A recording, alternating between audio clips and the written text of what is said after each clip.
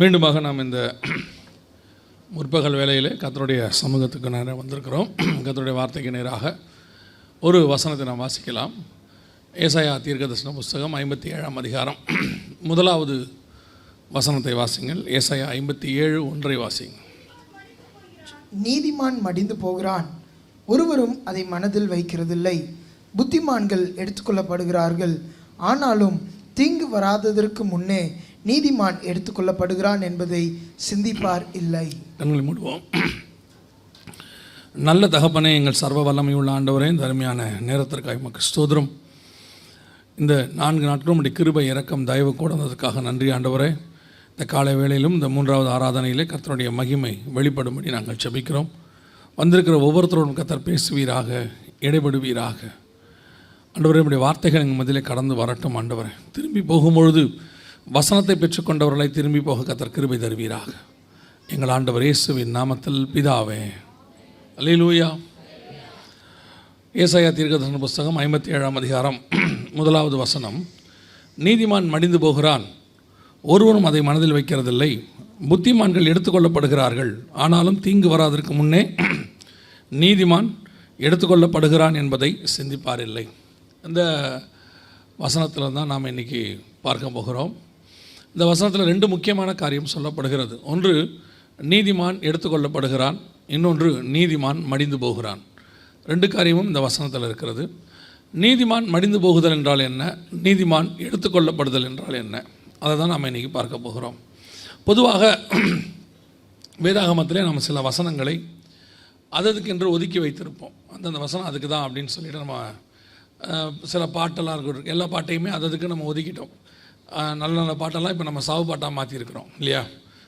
ஆனந்தமாக இன்ப காணலாம் இப்போ என்னவோ மாறிடுச்சு, சாவு பாட்டாக மாறிடுச்சு. ஆண்டவரை பார்த்து அன்பாக பாடி உங்களை பார்க்க வரேன்னு சொன்னாலே இப்போ அது சாவு பாட்டாக மாறிடுச்சு. அந்த மாதிரி எல்லாரும் நம்ம பிரித்து வச்சுருக்கிறோம், நம்மளே ஒரு கேட்டகரி உண்டாக்கிட்டோம். அந்த மாதிரி வசனத்திலும் சில கேட்டகரி இருக்குது.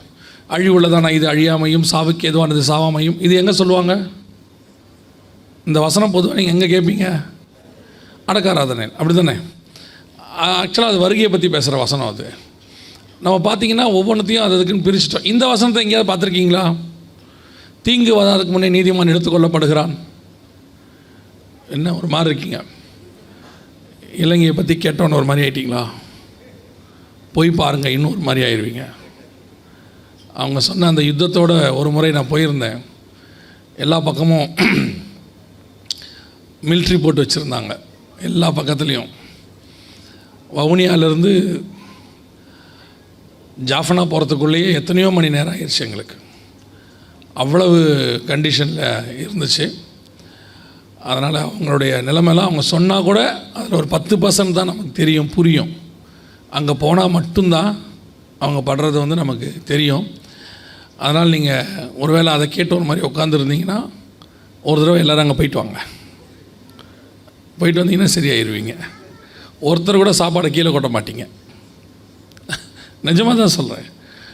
சரி இருக்கட்டும், நம்ம அதை அப்புறம் பார்ப்போம். நீங்கள் பாஸ்டர் ஏதோ ஒரு ஏற்பாடு பண்ணியிருக்கிறாரு. என்ன பாஸ்டர்? ஆமாம், பாஸ்டர் கூப்பிட்டுருக்கிறார். கர்த்தருக்கு ஸ்தோத்திரம். அல்லேலூயா. உற்சாகமாக இருக்கிறீங்களா? நீதிமான் தீங்கு வராதுக்கு முன்னே எடுத்துக்கொள்ளப்படுகிறாங்கிற வசனத்தை எங்கேயாவது கேள்விப்பட்டிருக்கீங்களா? எங்கேயாவது பார்த்துருக்கீங்களா இதுக்கு முன்னாடி?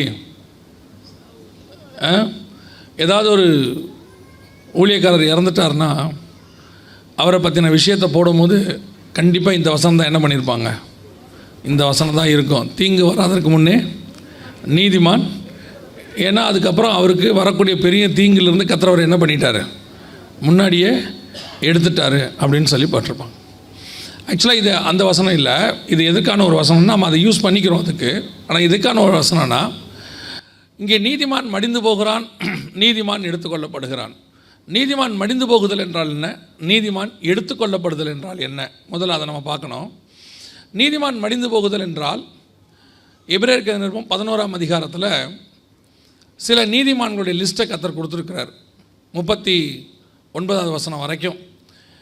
அதில் ஆபேல் ஆரம்பித்து 32வது வசனத்தில் பின்னு நான் என்ன சொல்லுவேன், கிதியோன், பாராக், சிம்சோன், யெப்தா, தாவீது, எல்லாமே பாருங்கள் பழைய ஏற்பாட்டு பரிசுத்தவான்கள். சாமுவேல் என்பவர்களை குறித்தும் தீர்க்கதரிசிகளை குறித்தும் விவரம் சொல்ல வேண்டுமானால் காலம் போதாது. அதில் இருக்கிறது எல்லாமே பழைய ஏற்பாட்டு பரிசுத்தவான்கள். ஆபேல் ஆரம்பிக்கும். 39வது வசனம் அவங்கள பற்றி என்ன சொல்லுது? இவங்களெல்லாம் சொல்லிட்டு, இவர்கள் எல்லாரும் விசுவாசத்தினாலே நற்சாட்சி பெற்றிருந்தும் வாக்குத்தத்தம் பண்ணப்பட்டதை அடையாமல் போனார்கள் அப்படின்னு இருக்கு. என்ன வாக்குத்தத்தம் பண்ணப்பட்டது அப்படின்னு கேட்டிங்கன்னா 9, 10, 11 வசனம் சொல்லுது. ஆபிரகாம் ஈசாக்கு யாக்கோபு என்பவர்களோடு கூட கூடாரங்களில் குடியிருந்தான். ஏனெனில் தேவன் தாமே கட்டி உண்டாக்கின அஸ்திபாரம் உள்ள நகரங்களுக்கு அவன் காத்திருந்தான். எது அஸ்திபாரம் உள்ள நகரம்? வெளிப்படுத்தல் 21, 13, 14 சொல்லுது. புதிய எருசலேம் தான் அஸ்திபாரம் உள்ள நகரம். அந்த நகரத்திற்கு 12 அஸ்திபார கற்கள் இருந்தன அப்படின்னு இருக்கு. அப்போ இவங்கெல்லாம் எதுக்கு காத்திருந்துருக்கிறாங்க? புதிய எருசலேமுக்கு காத்திருந்துருக்கிறாங்க. ஆனால் 39வது வசனம் என்ன சொல்லுச்சு? இவர்கள் எல்லாரும் விசுவாசத்தினாலே நற்சாட்சி பெற்றிருந்தும் வாக்குத்தத்தம் பண்ணப்பட்டதை அடையாமல் போனார்கள். அப்போ அவங்களுக்கு அது என்ன செய்யலை? கிடைக்கல. ஏன் கிடைக்கல அப்படின்னு கேட்டிங்கன்னா அதுக்கு அடுத்த வசனம் சொல்லுது. அவர்கள் நம்மை அல்லாமல் பூர்ணராகாதபடிக்கு விசேஷித்த நன்மையானதொன்றை தேவன் நமக்கென்று முன்பதாகவே நியமித்து வைத்திருந்தார். அப்போ இவங்களுக்கெல்லாம் ஏன் கிடைக்கலன்னா இவங்கெல்லாம் நீதிமான்கள் இல்லைன்னு அர்த்தம் இல்லை. இவங்க எல்லாருமே நீதிமான்கள். அதுவும் 39வது வசனம் சொல்லுது, இவர்கள் எல்லாரும் விசுவாசத்தினாலே நற்சாட்சி பெற்றிருந்தும். அங்கே இருக்கிற அத்தனை பேரும் தேவனிடத்திலிருந்து சாட்சி வாங்கினவர்கள். ஆபேலை பற்றியும் இருக்குது, நோவா பற்றி இருக்குது. நோவா பற்றி ஆண்டவர் சொல்லும்போது அவனை பற்றி பின்னாடி பார்க்க போகிறோம். அவன் தேவனோடு கூட சஞ்சரித்தான், நீதிமானாக இருந்தான்னு இருக்கு. உத்தமனும் நீதிமானமாக இருந்தான். அதுக்கப்புறம் அப்படி வரிசையாக ஒவ்வொருத்தரையும் பாருங்கள். யோசேப்பு கனித்தரும் செடி, தாவீது இருதயத்துக்கு ஏற்றவனாய் கண்டேன், மோசே என் வீட்டில் எங்கும் உண்மை உள்ளவன், ஆபிரகாம் விசுவாசத்தின் தகப்பன், யாக்கோபே உன் கூடாரங்கள் எவ்வளவு அழகாக இருக்கிறது, தானியேலை என் பிரியமான புருஷனாகிய தானியேலை, எல்லாரை பற்றி சாட்சி கொடுத்தது ஆண்டவர். இவ்வளவு சாட்சி வாங்கியிருக்கிறாங்க. ஆனால் வசனம் சொல்லுது வாக்குத்தத்தம் பண்ணப்பட்டதை அடையாமல் போனார்கள். இவங்க எல்லாம் நீதிமான்கள் தான், ஆனால் வாக்குத்தத்தம் பண்ணப்பட்டதை அடையவில்லை. ஏன் அடையலைன்னா அதுக்கு பின்னாடி ஒரு ரீசன் இருக்குது. ஆனால் அதுக்கு முன்னாடி இவர்கள்லாம் என்ன ஆனார்கள் அப்படின்னு கேட்டிங்கன்னா அந்த 16வது வசனம் என்ன சொல்லுது? 11, 16 அதையல்ல அதிலும் மேன்மையான பரம தேசத்தையே விரும்பினார்கள். ஆகையால் தேவன் அவர்களுடைய தேவன் என்னப்பட வெட்கப்படுகிறதில்லை. அவர்களுக்கு ஒரு நகரத்தை ஆயத்தம் பண்ணினாரே. அவர்கள் விசுவாசத்தோடு கூட மரித்தார்கள் இருக்கும் பாருங்க. 13, 14 அவர்கள் விசுவாசத்தோடு கூட மரித்தார்கள் அப்படின்னு இருக்கும். எபிரேயர் வாசிங்க. இவர்கள் எல்லாரும் வாக்குத்தத்தம் பண்ணப்பட்டதை அடையாமல் தூரத்திலே அவைகளை கண்டு நம்பி அணைத்து கொண்டு பூமியின் மேல் தங்களை அந்நியரும் பரதேசியும் என்று அறிக்கையிட்டு விசுவாசத்தோடு கூட மரித்தார்கள் இருக்கு. அதான் நீதிமான் மரித்தது. இயேசு கிறிஸ்து வருகிற வரைக்கும் பழைய ஏற்பாட்டு பரிசுத்தவான்கள் யாராக இருந்தாலும் என்ன சாட்சி வாங்கியிருந்தாலும் அவர்கள் மேல் பாதாளம்னு ஒரு இடத்துக்கு தான் போனாங்க. அங்கே தான் அவர்களுக்கு போனாங்க. அதனால தான் ஆபிரகாம் லாசரு சம்பவத்தை இயேசு சொல்லும்போது தாழ்ந்த பாதாளத்தில் ஐஸ்வர்யவான் இருக்கிறான், மேல் பாதாளத்தில் ஆபிரகாம் இருக்கிறாரு. லாசரை கொண்டு போய் ஆபிரகாம் மடியில் விடுறாங்க. அப்போ ஆபிரகாம் சொல்கிறாரு, நான் அங்கேருந்து இங்கே வர முடியாது, நீ அங்கேருந்து இங்கே வர முடியாது. நமக்கு ரெண்டு பேருக்கு நடுவில் என்ன இருக்குது? பெரிய பிளவு இருக்கிறது. இந்த காவலுள்ள ஆவிகளுக்கு தான் இயேசு பிரசங்கம் பண்ணி அவருடைய மரணத்தின் நாளில் சிறைப்பட்டவர்களை சிறையாக்கி கொண்டு போனார் என்று சொல்லப்பட்டபடி அவர்களை எல்லாம் எடுத்துக்கிட்டு இப்போ பாரடைஸ் என்று சொல்லக்கூடிய பரதீசியில் இருக்கிறார். அதனால தான் கல்லனை பார்த்து சொல்கிறாரு, இன்று நீ என்னோடு கூட பரதீசியில் இருப்பாய், பாரடைஸ் என்று சொல்லப்படுகிற இடத்துல. அப்போ இவங்க எல்லாருமே விசுவாசத்தினாலே நற்சாட்சி பெற்றும் ஒரு காலத்தில் வாக்குத்தத்தம் பண்ணப்பட்டதை அடையாமல் என்ன ஆயிட்டாங்க? மடிந்து போனார்கள். ஆனால் அதே 57:1 ஏசாயா தீர்க்கதரிசனம் சொல்லுகிறது, நீதிமான்கள் தீங்கு வராதற்கு முன்னே எடுத்துக்கொள்ளப்படுகிறார்கள். எடுத்துக்கொள்ளப்படுகிற நீதிமான் யார்? இவங்கெல்லாம் மடிந்து போன நீதிமான்கள். இயேசு போய் அதுக்கப்புறம் இவங்களை மீட்டுக்கிட்டு போய் பாரடைஸ்க்கு போயிட்டார். ஆனால் எடுத்துக்கொள்ளப்படுகிற நீதிமான்கள் யார்? 1 தெசலோனிக்கேயர் 4, 16, 17 சொல்லுது, நாம தான் எடுத்துக்கொள்ளப்படுகிறவர்கள். சபையை தான் பார்த்து பவுல் எழுதுகிறார், கிறிஸ்துவுக்குள் மரித்தவர்கள் முதலாவது எழுந்திருப்பார்கள், பின்பு உயிரோடு இருக்கிற நாமும் கர்த்தருக்கு எதிர்கொண்டு போக மேகங்கள் மேல் ஆகாயத்தில் எடுத்துக்கொள்ளப்படுவோம் அப்படின்னு எழுதுகிறார். அப்போ எடுத்துக்கொள்ளப்படுகிற நீதிமான்கள் நம்ம தான். அப்போ வசனம் சொல்லுது தீங்கு வராதற்கு முன்னே, அப்படின்னா உபத்திரவ காலம் வருவதற்கு முன்னே. அந்த உபத்திரவ காலம் பூமியில் வந்து ஆரம்பித்து மகா உபத்திரவம் வருவதற்கு முன்பதாக ஆண்டவர் சபையை எடுத்துக்கொண்டு மேலே போவார். அவர்கள் நீதிமான்கள் மடிந்து போனார்கள், நாம் தீங்கு வராதுக்கு முன்னே நீதிமான்கள் எடுத்துக்கொள்ளப்படுகிறோம். அப்போ அந்த எடுத்துக்கொள்ளப்படுதலுக்கு தான் சபை. இங்கே சபை எதுக்கு உருவாக்கப்பட்டிருக்கிறது அப்படின்னா வேற எந்த காரணத்துக்காகவும் இல்லை. அவர் மீண்டும் வருவார்.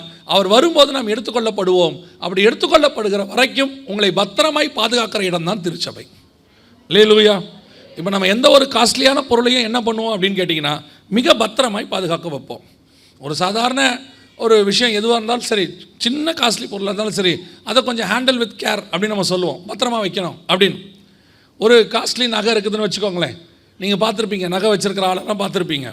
நகை வச்சுருக்கிறவங்கள பார்த்தாலே நீங்கள் கண்டுபிடிச்சிடலாம், தெரியுமா உங்களுக்கு? வீட்டில் போய் பார்த்தீங்கன்னா நைட்டு தூங்கும் போது பீரோலையே சாவி இருந்துச்சுன்னா அந்த பீரோவில் நகை இல்லைன்னு அர்த்தம். அந்த சாவி தலகாணிக்கு அடியில் இருந்துச்சுன்னா பீரோக்குள்ளே என்னமோ இருக்குன்னு அர்த்தம். அப்படி தானே? கொஞ்சம் லாக்கரில் 10 சவரன் இருந்துச்சுன்னா லாக்கரை மூடி பீரோவை மூடி சாவி எங்கே இருக்கும்? தலகாணிக்கு அடியில் இருக்கும். அதோடைய அர்த்தம் என்னென்னா, நீ நகையை எடுத்துக்கோ, ஆனால் என் தலையை வெட்டிட்டு எடுத்துக்கோ, அதுக்கு முன்னாடி எடுக்கக்கூடாது. அவ்வளோ நம்ம பாதுகாக்கிறோம் இல்லையா? சில ஆட்கள்லாம் பாருங்கள், ஊருக்கு கிளம்ப சொன்னால் அவங்க கேட்குற முதல் கேள்வி, பீரோவில் நகை இருக்குது, என்ன பண்ணலாம்? அந்த வீட்டில் அது ஒரு பெரிய டிஸ்கஷனே போகும். அதுக்கப்புறம் என்ன ஆகும்னு பார்த்தீங்கன்னா, கடைசியாக ஒரு முடிவு எடுப்பாங்க, பேசாமல் ஹேண்ட்பேக்கில் போட்டு கையிலே வச்சுப்போம், அதான் இருக்கிறதுலையே சேஃப்டி. ட்ரெயினில் அந்த ஆள் வரும், அந்த மாதிரி ஆட்கள்லாம் வருவாங்க, நீங்கள் அவங்கள பார்த்தாலே கண்டுபிடிக்கலாம் அவங்களோட ஹேண்ட்பேக்கில் நகை இருக்குதுன்னு. திருடனுக்கு அவங்க தனியாலாம் சொல்லித்தர வேண்டாம், இப்படியே பிடிச்சிக்கிட்டே உட்காந்துருப்பாங்க. சாப்பிட சொன்னால் கூட இந்த கையில் போட்டு இப்படி சாப்பிடுவாங்க. ரெஸ்ட் ரூம் போகும்போது எடுத்துக்கிட்டே போவாங்க. அப்போவே தெரியும் அதில் ஏதோ ஒன்று இருக்கு போல அப்படின்னு. ஆனால் எப்போ இவங்க எல்லாம் பெந்தகோஸ்தேக்காரங்களாக மாறுவாங்க தெரியுமா? நம்ம அவ்வளோ சொன்னாலும் கேட்க மாட்டாங்க. எப்பயாவது ஊருக்கு போகும்போது எல்லாத்தையும் கழட்டி மொத்தமாக பெந்தகோஸ்தேக்கார மாதிரி வருவாங்க. அப்போ நம்ம கேட்போம், என்ன நகையெல்லாம் காணோம்? இல்லை, இதான் சேஃப்டி, இது நாங்கள் வாழ்நாள் தான் சேஃப்டின்னா ஒத்துக்க மாட்டான்.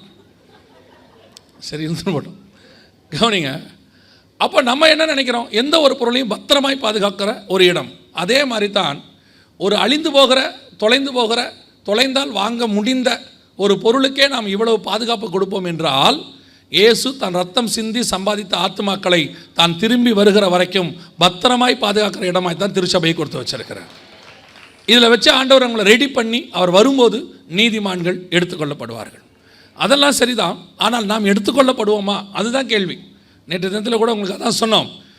வருவது நிச்சயம், அதில் எந்த மாற்று கருத்தும் இல்லை. இயேசு சொல்லியிருக்கிறார், அவர் சொன்னதை செய்வார். வருகையில் நம்ம போவோமா? எடுத்துக்கொள்ளப்படுவோமா? இயேசு இஸ்ரவேலர்களுக்காக வந்தார், ஆனால் அவங்க போகலை. அவர் சொல்கிறதெல்லாம் கரெக்டாக செஞ்சிருவார். நாம் போவோமா? எடுத்துக்கொள்ளப்படுதலில் பங்கடைவோமா அப்படின்னு கேட்டிங்கன்னா, வேதாகமத்தில் 7 எடுத்துக்கொள்ளப்படுதல் இருக்குது. ஆதியாகமத்திலேருந்து வெளிப்படுத்துகிற விசேஷம் வரைக்கும் 7 எடுத்துக்கொள்ளப்படுதல் இருக்குது. அதில் ஒவ்வொன்றா பார்க்குறதுக்கெலாம் இப்போ நேரம் இல்லை. ஒரே ஒரு எடுத்துக்கொள்ளப்படுதலை மட்டும் இப்போ நம்ம பார்ப்போம். இருக்கிற நேரத்தில் எடுத்துக்கொள்ளப்படுதலுக்கு என்ன செய்யணும் அப்படிங்கிறத மாத்திரம் நம்ம பார்க்க போகிறோம். உங்களுக்கு வேணால் சொல்கிறேன். ஏனோக்கு எடுத்துக்கொள்ளப்பட்டார், அடுத்து எலியா எடுத்துக்கொள்ளப்பட்டார், அதற்கு பிறகு இயேசு கிறிஸ்து எடுத்துக்கொள்ளப்பட்டார், அதற்கு பிறகு சபை எடுத்துக்கொள்ளப்படும், அப்புறம் 2 சாட்சிகள் எடுத்துக்கொள்ளப்படுவார்கள், அதற்கு பிறகு உபத்திரவ காலத்தின் முடிவில் ஒரு கூட்டம் எடுத்துக்கொள்ளப்படும், அதற்கு பிறகு ஆயிடவர் சாட்சிக்கு பிறகு ஒரு எடுத்துக்கொள்ளப்படுதல் இருக்கிறது, மொத்தமாக ஒரு எடுத்துக்கொள்ளப்படுதல் இருக்குது கடைசியாக. இதெல்லாம் ஒவ்வொரு காலத்திலும் ஒவ்வொருத்தருக்கு நடக்கிற ஒரு சம்பவம். ஒரு 7 எடுத்துக்கொள்ளப்படுதல் இருக்கிறது. இப்போ முதலாவது ஒரே ஒரு எடுத்துக்கொள்ளப்படுதல் தான் நாம் பார்க்க போகிறோம். ஆதியாகமத்தின் புஸ்தகம் 5ஆம் அதிகாரம் 21 முதல் 24 வரை வாசிங்க பார்ப்போம். ஜெனசிஸ் 5:21-24. ஏனோக்கு 65 வயதான போது மெத்துசலாவை பெற்றான். ஏனோக்கு மெத்துசலாவை பெற்ற பின் 300 வருஷம் தேவனோடே சஞ்சரித்து கொண்டிருந்து குமாரரையும் குமார்த்திகளையும் பெற்றான். ஏனோக்குடைய நாளெல்லாம் 365 வருஷம். ஏனோக்கு தேவனோடே சஞ்சரித்து கொண்டிருக்கையில் காணப்படாமல் போனான். தேவன் அவனை எடுத்துக்கொண்டார். இதான் முதல் எடுத்துக்கொள்ளப்படுதல். ஏனோக்கு தேவனால் எடுத்துக்கொள்ளப்பட்டார். இதான் ஃபர்ஸ்ட்.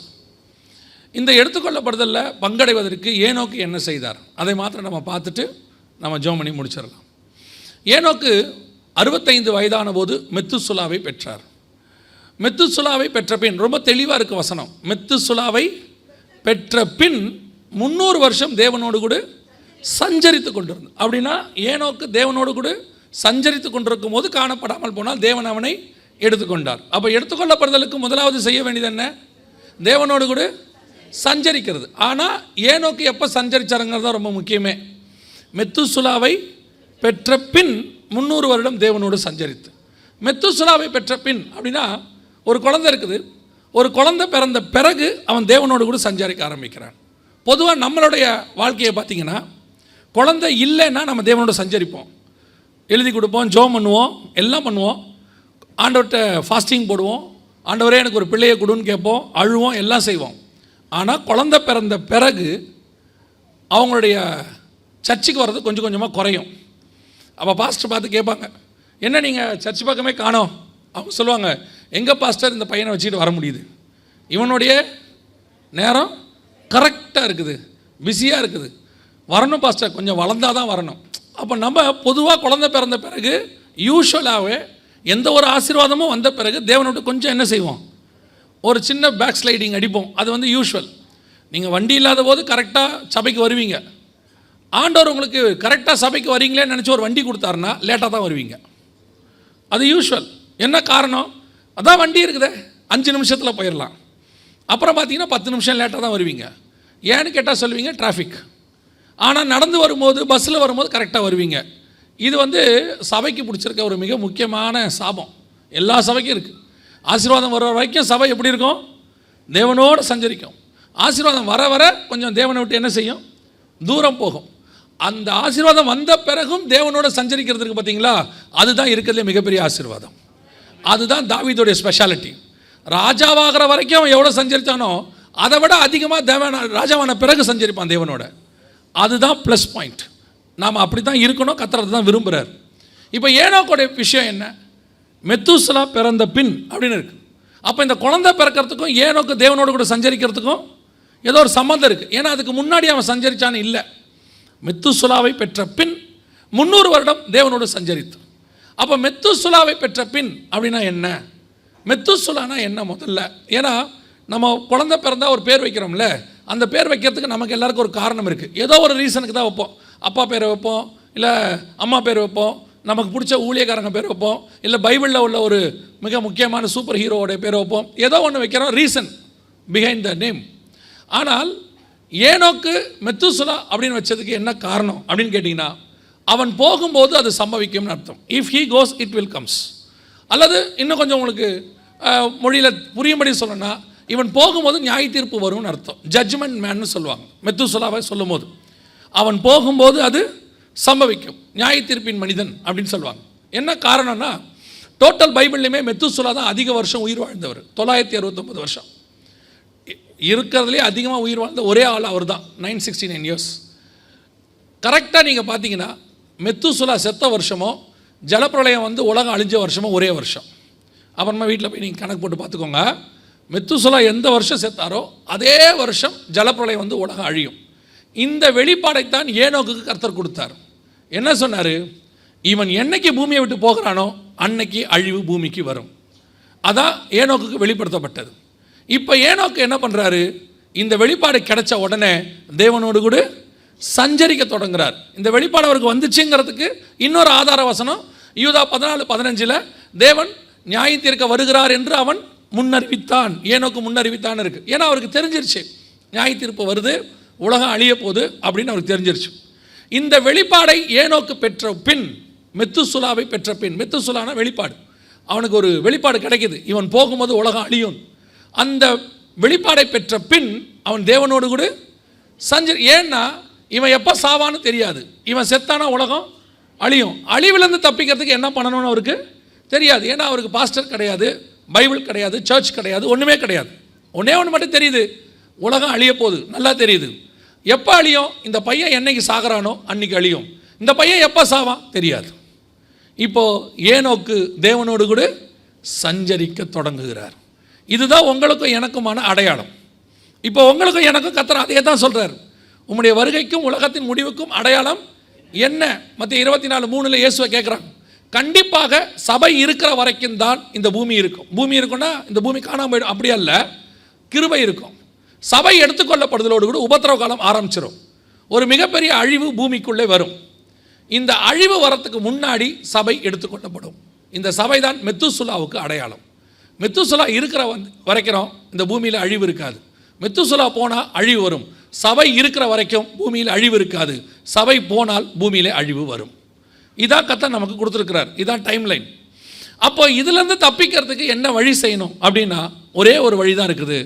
ஏனோக்கு தேவனோடு கூட சஞ்சரித்து கொண்டு இருந்தான். வேறு வழியே கிடையாது. இப்போ அடுத்த அழிவு வந்துருச்சு. நோவா காலத்தில் கிட்டத்தட்ட 969 வருஷம் கழித்து அழிவு வந்துருச்சு. ஜலப்பிரளயம் வருது. அதிலிருந்து தப்பிக்கிறதுக்கும் நோவா என்ன பண்ணார்? 6ஆம் அதிகாரம் சொல்லுது, நோவாவின் வம்ச வரலாறு. நோவா தேவனோடு கூட சஞ்சரித்து கொண்டிருந்தான். நீங்கள் அழிவிலிருந்து தப்பிக்கணும்னாலும் சரி, அல்லது வருகையில் எடுத்துக்கொள்ளப்படுனாலும் சரி, இதில் தப்பிக்கிறதுக்கு ஒரே ஒரு வழிதான் இருக்கிறது, தேவனோடு கூட சஞ்சரிக்கிற அனுபவம். ஆங்கிலத்தில் எப்படி இருக்கும், இங்கிலீஷில் எப்படி இருக்கும்னா ஏனோக் வாக்ட் வித் த காட்னு இருக்கும். தேவனோடு கூட நடக்கிற அனுபவம். நடக்கிற அனுபவம் என்பதை விட சஞ்சரிக்கிற அனுபவங்கிறது இன்னும் கொஞ்சம் நெருக்கம், இன்னும் கொஞ்சம் நெருக்கமான வார்த்தை. சஞ்சரித்தல் என்றால் என்ன? நடத்தல் என்றால் வேறு. ஒரு ஆளோட கூட நடந்துக்கிட்டே இருக்கிறது பேர் நடத்தல். சஞ்சரித்தல்னா என்ன அப்படின்னு கேட்டிங்கன்னா, இப்போது ஒரு மணமகனுக்கு ஒரு மணமகளை நம்ம நிச்சயம் பண்ணுறோன்னு வச்சுக்கோங்க. இப்போ நம்ம பண்ணுறதில்ல, அதுவே பாதி பண்ணிக்குது. சபையில் நம்ம அதை அலோவ் பண்ணுறதில்ல. சிலர்லாம் சபைக்குள்ளேயே பண்ணுறான். சரி, நம்ம அந்த கேட்டகரிக்கு போக வேண்டாம். பைபிள் படி பெற்றோர் தான் பார்த்து வைக்கணும்னு வச்சுக்கோங்களேன். பார்த்து வைக்கிறோம்.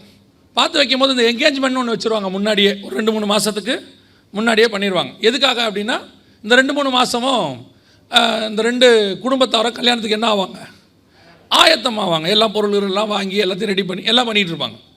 இந்த 2-3 மாதமும் இவங்க 2 பேரும் என்ன பண்ணுவாங்க? அந்த 2 குடும்பம் கல்யாணத்துக்கு ரெடி ஆகிட்டு இருக்கு. இவங்க 2 பேரும் என்ன பண்ணுவாங்க? இப்போ இருக்கவங்க என்ன பண்ணுறாங்க? என்ன நீங்கள்லாம் கல்யாணம் பண்ணாதவங்களா? இல்லை ஒரு மாதிரி பார்க்குறீங்களே. என்ன பண்ணுவாங்க இப்போ இருக்கவங்களாம்? ஆப்ஷனாக ஒன்று தான் இருக்குது. என்ன பண்ணுறாங்க? ஃபோனில் ஒருவருக்கு ஒருவர் பேசிக்கொள்ளுதல். பேசுகிறான் பேசிக்கிட்டே இருக்கான். ஃபோன் சூடாகி, காது சூடாகி, மண்டை சூடாகி, கடைசியில் அந்த ஃபோனே சொல்லுது உயிர் போகுது வச்சிடறா அப்படின்னு. அது பேட்டரி சார்ஜ் முடிவடைய ஆனாலும் வைக்க மாட்டான் அவன். இது சார்ஜ் போட்டு கூப்பிட்றேங்கிறான். சார்ஜ் போட்டுகிட்டே கூப்பிட்றவனும் இருக்கிறான், வெடித்து செத்தவனும் இருக்கான் இல்லையா? எனக்கு அதில் ரொம்ப ஆச்சரியமான ஒரு விஷயம் என்னன்னு கேட்டிங்கன்னா, அவ்வளோ பேசுகிறான். நைட்டு 10 மணிலேருந்து காலைல 3 மணி வரைக்கும் பேசுகிறான். பேசி முடித்த பிறகு அவனை கூப்பிட்டு கேளுங்க, என்னடா பேசுனேன்? சும்மா தாங்கிறான். இப்போ நாங்களாம் அந்த மெசேஜ் கொடுக்கணுன்னா ஒரு 3-4 பாயிண்டெல்லாம் எடுத்துகிட்டு பேசினாலே 1 மணி நேரத்துக்கு மேலே என்ன செய்ய முடியல, பேச முடியல. 1.5 மணி நேரத்துக்கு மேலே பேச முடியல. 4 பாயிண்ட் எடுத்துகிட்டு வந்தா. இப்போ நம்ம ரத்னபால் ஐயாலாம் 7 பாயிண்ட் எடுத்துகிட்டு வருவார். 1.5 மணி நேரம் 2 மணி நேரம் பேசுவார். இந்த பையன் பாயிண்ட்டே இல்லாமல் 4 மணி நேரம் பேசியிருக்கான் பாருங்க. எவ்வளோ பெரிய விஷயம். எது கேட்குறேன், இப்படி பேசிகிட்டே இருக்கிறவனுக்கு திடீர்னு ஒரு நாள் ஃபோன் வரலன்னு வச்சுக்கோங்க, என்ன ஆவான்? பார்த்துருக்கீங்களா? தாவீது வனாந்தரத்தில் சுற்றி கொண்டது மாதிரி அப்படியே மேலேயே பார்த்துட்டு உட்காந்துருப்பான். நீங்கள் அதை கேட்டு பாருங்கள். அப்படியே உட்காந்து எதையாவது பார்த்துட்டே இருக்கோம். என்னடாச்சு? ஒன்றும் இல்லைம்பா. அந்த எஸ்எம்எஸ் ஒன்று, ஒரு மெசேஜ் ஒன்று வந்த உடனே அவன் முகத்தை நீங்கள் பார்க்கணுமே. நெடுநாள் காத்திருத்தல் இருதயத்தை இழைக்க பண்ணும், விரும்பினது வரும்போது ஜீவவிருட்சம் போல இருக்கும். அதை போய் எடுத்து அதில் வேற ஒன்றும் இருக்காது, ஹாய் அப்படின்னு ஒன்று இருக்கும். அவ்வளோதான். அவனுக்கு அப்படியே ஒரு சந்தோஷம். இப்போ இவங்க 2 பேருக்கும் கல்யாணம் ஆகலை, இன்னும் குடும்ப வாழ்க்கை ஆரம்பிக்கலை, எதுவும் செய்யலை. எப்போ என்கேஜ்மெண்ட் ஃபிக்ஸ் பண்ணுறாங்களோ அந்த நிமிஷத்துலேருந்து இந்த பையனை பற்றின எண்ணம் அந்த பொண்ணுக்கும், அந்த பொண்ணை பற்றின எண்ணம் இந்த பையனுக்கும் வந்துடுது. இவங்க 2 பேரும் ஒருத்தர் பார்க்காம கூட இருப்பாங்க, வெவ்வேறு ஊரில் கூட இருப்பாங்க. ஆனால் 24 மணி நேரமும் இந்த பொண்ணை பற்றின எண்ணம் அவனுக்கு என்ன செய்யுது? ஓடிட்டே இருக்குது. இந்த பையனை பற்றின எண்ணம் அதுக்கு என்ன செய்யுது? ஓடிட்டே இருக்குது. இதற்கு பேர் தான் சஞ்சரித்தல். புரியுதா? நீங்கள் பார்க்கல, பேசலை, ஒருவேளை பேசலாம், பேசாமையும் இருக்கலாம். ஆனால் நினைவில் 24 ஹவர்ஸ் இருக்குதில்ல, எதை நினச்சாலும் அந்த நினைப்பு வந்துக்கிட்டே இருக்குதில்ல, அதற்கு பேர் தான் சஞ்சரித்தல். எதுக்கு இதை நான் சொன்ன இவ்வளோ நேரம்னா, நம்முடைய மணவாளன் நம்ம என்கேஜ்மெண்ட் பண்ணிட்டு தான் போயிருக்கிறார் மேலே. அவர் திருப்பி மனம் முடிக்க வரப்போகிறாரு. அது வரைக்கும் அவருடைய 24 மணி நேரமும் அவர் நம்மை தான் நினைத்து கொண்டிருக்கிறார். அவர் என்னை விட்டு விலகுவதும் இல்லை, என்னை கைவிடுவதும் இல்லை. இந்த நினைப்பு நமக்கு அவர் மேலே இருக்கணும்னு அவர் எதிர்பார்க்கிறார். 24 மணி நேரமும் என்ன பண்ணாலும் தேவனை பற்றின ஒரு சிந்தனை, தேவனை பற்றின ஒரு துதி, தேவனை பற்றின ஒரு பாட்டு, ஏதோ ஒன்று உங்களுக்கும் தேவனுக்கும் நடுவில் கனெக்ஷன் இருந்துகிட்டே இருக்கணும். தொடர்பு இல்லாமல் போகிற நிமிஷமே இருக்கக்கூடாது.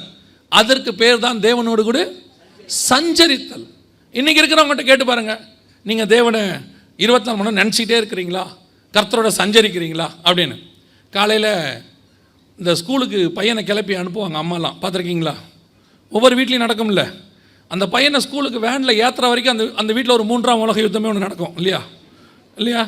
அந்த அம்மா பாவமாக இருக்கும் பார்த்தீங்கன்னா, இங்கே ஓடி அங்கே ஓடி அப்படியே. அதுக்கு நடுவில் மிக்சிக்கு வேறு அது ஜோம் பண்ணிகிட்டு இருக்கோம், கையை வச்சு இப்படி என்ன பண்ணிகிட்டு இருக்கிறாங்க. ஆமாம், அதுக்கு ஒரு ஜோம் பண்ணிகிட்டு இருப்பாங்க. அந்த அம்மாவுக்கு எப்போ ரொம்ப கோவம் வரும்னா, இந்த அம்மா இவ்வளோ பரபரப்பாக எல்லாம் செஞ்சிட்டு இருக்கும்போது ஒரு ஆள் அந்த வீட்டில் பேப்பர் படிச்சுட்டு இருப்பார். அந்த ஆளை பார்த்தோன்னா அந்த அம்மாவுக்கு எப்படி கோவம் வரும் தெரியுமா? நேரடியாக திட்டவும் முடியாது, கணவராக போயிட்டார். அந்த அம்மா சாடையாக சொல்லும், நீங்கள்லாம் உருப்படவே மாட்டீங்கடான்னு. அது பையனை சொல்லுதா நம்மளை சொல்லுதானே தெரியாது. ஏன்னா அந்த அம்மா வாட்டர் பாட்டில் தண்ணி ஊற்றும், டிஃபன் பாக்ஸ் எடுத்து வைக்கும், ஐடி கார்டு எடுத்து எல்லாம் கேட்டுக்கிட்டு இருக்கோம். இவர் நடுவில் வேறு ஏன் கத்துற அப்படிம்பார். இன்னும் அந்த அம்மாவுக்கு எரிச்சல் ஆயிரும். இப்போ அந்த அம்மா அப்படி ஓடிக்கிட்டு இருக்கும்போது நிறுத்தி கேளுங்க, நீங்கள் தேவனோடு கூட சஞ்சரித்து கொண்டு இருக்கிறீர்களா? இப்போ அந்த அம்மா என்ன செய்யணும்னு நினைக்கிறீங்க? ஒழுங்கு மரியாதையாக போயிருங்க. இல்லை, கணவருக்கு இருக்கு. கணவரும் காலையில் கிளம்பி பரபரப்பாக ஆஃபீஸ் போயிட்டு இந்த சிக்னலில் ஒரு நம்பர் ஒன்று வச்சுருக்கான், பார்த்துருக்கீங்களா? டிராஃபிக்கில் குறைஞ்சிக்கிட்டே வரும், 10, 9, 8ன்னு. அது குறைய இவனுக்கு பிபி ஏறும், பார்த்துருக்கீங்களா? அந்த பைக்லேயே தெரியும், கிரும்பான். அது 2, 1ன்னும் போது அவ்வளோ வேகம். அந்த நேரத்தில் அவன்கிட்ட போய் முன்னாடி நின்று கேளுங்களேன், மைக்கை வச்சுக்கிட்டு, இப்பொழுது நீங்கள் தேவனோடு சஞ்சரித்து கொண்டு இருக்கிறீர்களான்னு என்ன சொல்வார்னு நினைக்கிறீங்க? நம்ம எல்லாருமே சொல்கிற ஒரு விஷயம் என்ன தெரியுமா? நாங்கள் ரொம்ப பிஸி, இது பிஸியஸ்ட் வேர்ல்டு. எங்களுடைய மைண்டை எல்லாமே ஆக்குப்பை பண்ணி வச்சுருக்குது, எந்த பக்கம் திரும்பினாலும் ரொம்ப பிஸி. அதனால் ஞாயிற்றுக்கிழமை ஒரு நாள் சர்ச்சுக்கு வரதுங்கிறதே எங்களுக்கு ரொம்ப பெரிய விஷயம் ஆயிடுச்சு. ஒரு 2 மணி நேரம் ஆராதனையில் ஃப்ரீயாக உட்காருதுங்கிறதே பெரிய விஷயம். இதுலேயே எத்தனை பேருக்கு எத்தனை கால் வந்திருக்குன்னு தெரியாது. முடிஞ்ச உடனே நம்ம அத்தனை பேரும் மிக முக்கியமாக அப்படி வெளியே போகணுன்னு செய்கிற முதல் வேலை ஃபோன் எடுத்து பார்க்குறது. எத்தனை மிஸ்டு கால் வந்திருக்கு, எத்தனை மெசேஜ் வந்திருக்கு, எல்லாருமே பிஸி. ஆனால் நான் சொல்கிறேன், இது நம்ம ஒன்றுமில்லாத விஷயத்த சும்மா சொல்லிக்கிட்டு இருக்கிறோம் பிஸின்னு. இப்போ நீங்கள் தாவீதை எடுத்துக்கொள்ளுங்க. ஒரு நாட்டுக்கு வந்து அவர் ராஜாவாக இருந்தார். ராஜாவாக இருக்கிறாருன்னா அவருக்கு எவ்வளோ அட்மினிஸ்ட்ரேஷன் வேலை இருக்கும் யோசிச்சு பாருங்கள். ஒரு நாட்டையே நடத்தணும். அது மட்டும் இல்லை, தாவீதுடைய காலம் வந்து யுத்த காலம்னு இருக்குது. அவர் சண்டை போட்டுக்கிட்டே இருந்திருக்கார், லைஃப் ஃபுல்லாக பயங்கர சண்டை போட்டிருக்கிறாரு. அப்படி சண்டை போட்டுக்கிட்டு இருக்கிற தாவீதுடைய காலத்தில் எவ்வளவு அட்மினிஸ்ட்ரேஷன் வேலைகள், நாட்டை நடத்தணும். அதில் ஒரு 3 வருஷம் பஞ்சம் வேறு. பஞ்சத்துக்கு நடுவில் போய் ஆண்டவர்கிட்ட கேட்கணும். ஒரு பக்கம் பெலிஸ்தியர்கள் சண்டை, ஐப்ராத் நதி ஈராக் வரைக்கும் போய் பிடிச்சிட்டு வந்திருக்கிறாரு. அப்போ எவ்வளோ சண்டை போட்டிருப்பார் பாருங்க. இவ்வளவு அட்மினிஸ்ட்ரேஷன். இது பத்தாததுக்கு தாவீதுக்கு அஃபிஷியலாக 8 மனைவி. அஃபிஷியலாக 8 மனைவி. நம்மெல்லாம் ஒன்று வச்சுக்கிட்டே அவன் போதுங்கிற நிலைமையில் இருக்கிறான் இல்லையா? ஒரு மனைவி கல்யாணம் பண்ண பிறகு அவனை பார்த்துருக்கீங்களா? ஒரு மாதிரியாக இருப்பான். கல்யாணம் பண்ணுறதுக்கு முன்னாடி வரைக்கும் பண்ணணும்பான். பண்ண பிறகு ஏண்டா பண்ணணும்பான். நிறைய பேர், நான் கல்யாணம் பண்ணுறதுக்கு முன்னாடி பைக்கில் போயிட்டே இருப்பேன். திடீர்னு யாராவது வந்து உள்ளே விழுந்துருவாங்க. ஏங்க இப்படி வந்து உழுறீங்க, திடீர்னு வந்து உழுறீங்களா, பார்க்கலையா, அறிவில்லையா அப்படின்னு கேட்டோம்னா நம்மளே எழுந்து இப்படியே பார்ப்பார். ஏன் இப்படி பார்க்குறாரு? ஒன்றுமே பேச மாட்டார், அப்படியே பார்ப்பார். சரி போங்க அப்படின்னா போயிடுவார். நான் ரொம்ப நாள் யோசிச்சிருக்கேன், ஏன் வந்து விழுந்தான், ஏன் இப்படி. அப்புறம் எனக்கு கல்யாணம் ஆச்சு.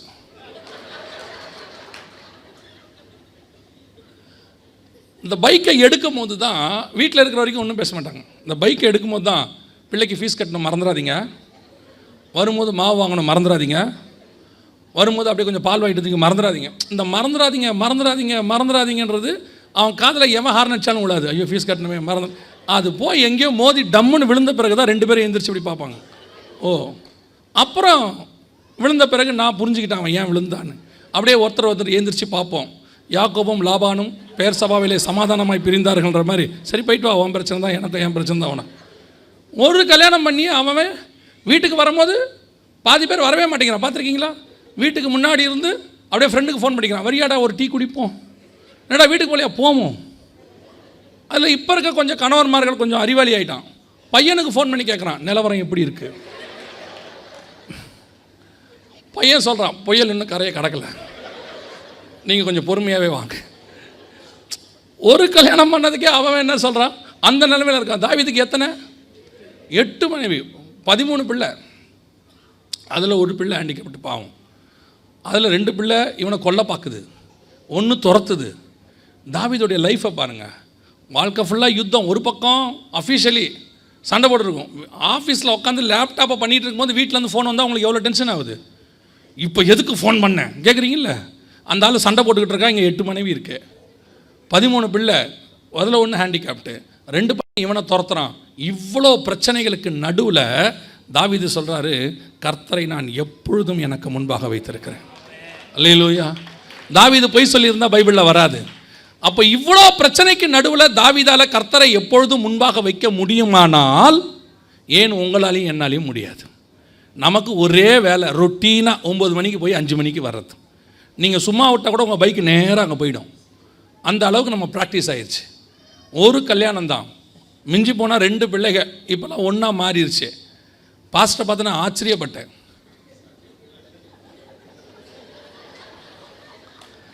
நம்மளாலாம் 1-2க்கே நம்ம உயிர் வருது.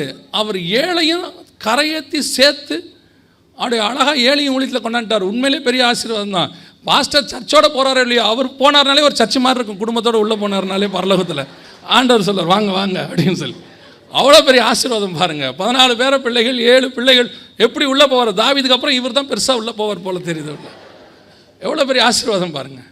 நமக்கு 1 பிள்ளை 2 பிள்ளை தான். இதை வச்சுக்கிட்டே நமக்கு ரொம்ப பிஸி, டைம் இல்லை, பைபிள் வாசிக்க நேரம் இல்லை, ஜெபம் பண்ண நேரம் இல்லை. எங்கங்க ஒரு ஸ்பெஷல் ப்ரோக்ராம் சர்ச்சில் வச்சாங்கன்னா வர்றதுக்கு நேரம் இல்லை. கேட்டால் சொல்கிறோம் பிஸி பிஸி பிஸி. ஆனால் வேதம் சொல்லுகிறது, தாவீது எப்பொழுதும் கர்த்தரை என்ன பண்ணானா? தனக்கு முன்பாக வைத்திருந்தான். இயேசு சொல்கிறாரு, அவ்வளோ பிஸியாக மினிஸ்ட்ரி பண்ண இயேசு சாப்பிட கூட நேரம் இல்லையாமா, துரத்தி ஊழியம் பண்ணியிருக்கிறாரு. அந்த அளவுக்கு அவர் ஜனங்க தேடி வந்திருக்காங்க. அவர் சொல்கிறாரு, பிதா எப்பொழுதும் என்னை தனியே இருக்க விடுகிறது இல்லை. எப்படி இவங்களாலெல்லாம் முடிஞ்சிச்சு அப்படின்னா, இதுதான் தேவனோடு கூட சஞ்சரிக்கிற அனுபவம். ஒவ்வொரு நாளும் என்ன வேலை பண்ணாலும் சரி, கர்த்தரை பற்றின எண்ணம் ஒன்று என்ன செஞ்சுக்கிட்டே இருக்கணும், ஓடிட்டே இருக்கணும். ஒரு துதியோ, ஸ்தோத்திரமோ, பாட்டோ, ஒரு வசனமோ, ஏதோ ஒன்று. அதாவது நமக்கும் பரலோகத்துக்கும் கனெக்ஷன் மட்டும் கட்டே ஆகக்கூடாது. அந்த ஒரு தேவதூதர்கள் ஏறுகிறதும் இறங்குறதுமாக இருந்தார்கள் இருக்குல்ல, அது நம்ம மைண்டில் இருந்துகிட்டே இருக்கணும். அதைத்தான் தேவனோடு கூட சஞ்சரிக்கிற ஒரு அனுபவம். இந்த அனுபவத்தை தான் கர்த்தர் எதிர்பார்க்குறார். நான் சில பரிசுத்தவான்கள்ட்ட அசிஸ்டண்ட்டாக இருந்திருக்கிறேன் கொஞ்ச நாள். அவங்களோட ட்ராவல் பண்ணும்போது அவங்க இரவில் படுத்து நல்லா மீட்டிங் முடிச்சுட்டு, அதாவது சில நேரத்தில் உங்களுக்கு தெரியாது, ஒரு 1.5 மணி நேரம் 2 மணி நேரம் பிரசங்கம் பண்ணால் பயங்கரமாக அடிச்சு போட்ட மாதிரி தூக்கம் வரும். அவ்வளோ டயர்டாகிடும். ஸ்பிரிச்சுவலி வார்ஃபேர் மாதிரி இருக்கும் அது. அவங்க போய் நல்லா படுத்து தூங்குவாங்க. தூங்கின பிறகு பார்த்தீங்கன்னு சொன்னால் அவங்க திரும்பி படுக்கும்போது, இந்த பக்கம் திரும்பி படுக்கும்போதெல்லாம் சோத்திரம் சோத்திரம் சோத்திரம்னு சொல்லுவாங்க. நான் காலையில் கேட்பேன், என்னென்ன நைட்டெல்லாம் ரொம்ப உடம்புலியா, தூங்கலையா, சோத்திரம் பண்ணிக்கிட்டே இருந்தீங்களே அப்படின்னு. அவங்க சொல்லுவாங்க, அப்படிலாம் ஒன்றும் இல்லையே தம்பி, நல்லா தூங்கிட்டேனே. அப்போ தான் எனக்கு தெரிஞ்சிச்சு, அவர்கள் சரீரம் தூங்குகிறது, ஆத்மாவோ விழித்து தேவனை ஸ்தோத்திரம் பண்ணிக்கிட்டே இருக்குது. இந்த ஆத்மாவில் அவருக்கும் அவங்களுக்கும் கனெக்ஷன் விட்டே போகலை. இதற்கு பேர் தான் தேவனோடு கூட சஞ்சரிக்கிற ஒரு அனுபவம். இந்த அனுபவம் நம்ம அத்தனை பேருக்கும் வரணும். இந்த அனுபவம் வர வர வர நீங்கள் வருகையில் நெருங்குறீங்கன்னு அர்த்தம். எவ்வளோக்கு எவ்வளோ உங்களுக்கும் தேவனுக்கும் கனெக்ஷன் தூரமாகுதோ, வருகை உங்களுக்கு தூரமாகுதுன்னு அர்த்தம். இதுக்கு ஒரு நல்ல ஒரு எக்ஸசைஸ் இருக்குது, ரொம்ப சிம்பிளான எக்ஸசைஸ். என்ன பண்ணணும் அப்படின்னா, ஏர்லி மார்னிங் எழுந்திரிக்கணும். தேவ சமூகத்தில் முதல் 1 மணி நேரத்தை கொடுத்துடணும். First 1 hour with God. நீங்கள் அந்த 1 hour கொடுத்து பாருங்கள்.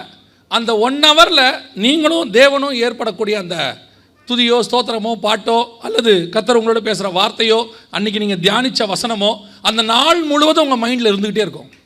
அது உங்களுக்கும் தேவனுக்குமான ஒரு கனெக்ஷனை ஏற்படுத்திக்கிட்டே இருக்கும். ஒரு பிரபல பிரசிடென்ட், அவர் தான் இருக்கிறதுலே பெஸ்ட் பிரசிடென்ட்னு சொல்லுவாங்க, ஆப்ரஹாம் லிங்கன். ஆப்ரஹாம் லிங்கனுடைய பயோகிராஃபியில் எழுதியிருக்கிறார். ஒரு முறை ஒரு பெரிய பணக்காரர் அவரை பார்க்க வேண்டும் என்று கேட்டார். ஆப்ரஹாம் லிங்கன்ட்டு டைமே இல்லை. அப்போது மார்னிங் 5 o'clock வாங்கன்னு சொல்கிறாங்க. இவர் 5 மணிக்கா, சரி ஜனாதிபதி சொல்லிட்டார் 5 மணிக்கு போவோம் அப்படின்ட்டு 4:45 போயிட்டார். காலையில் ஏர்லி மார்னிங். உங்களுக்கு தெரியும் அமெரிக்காலலாம் காலையில் எப்படி இருக்கணும். 4:45 போயிட்டார்.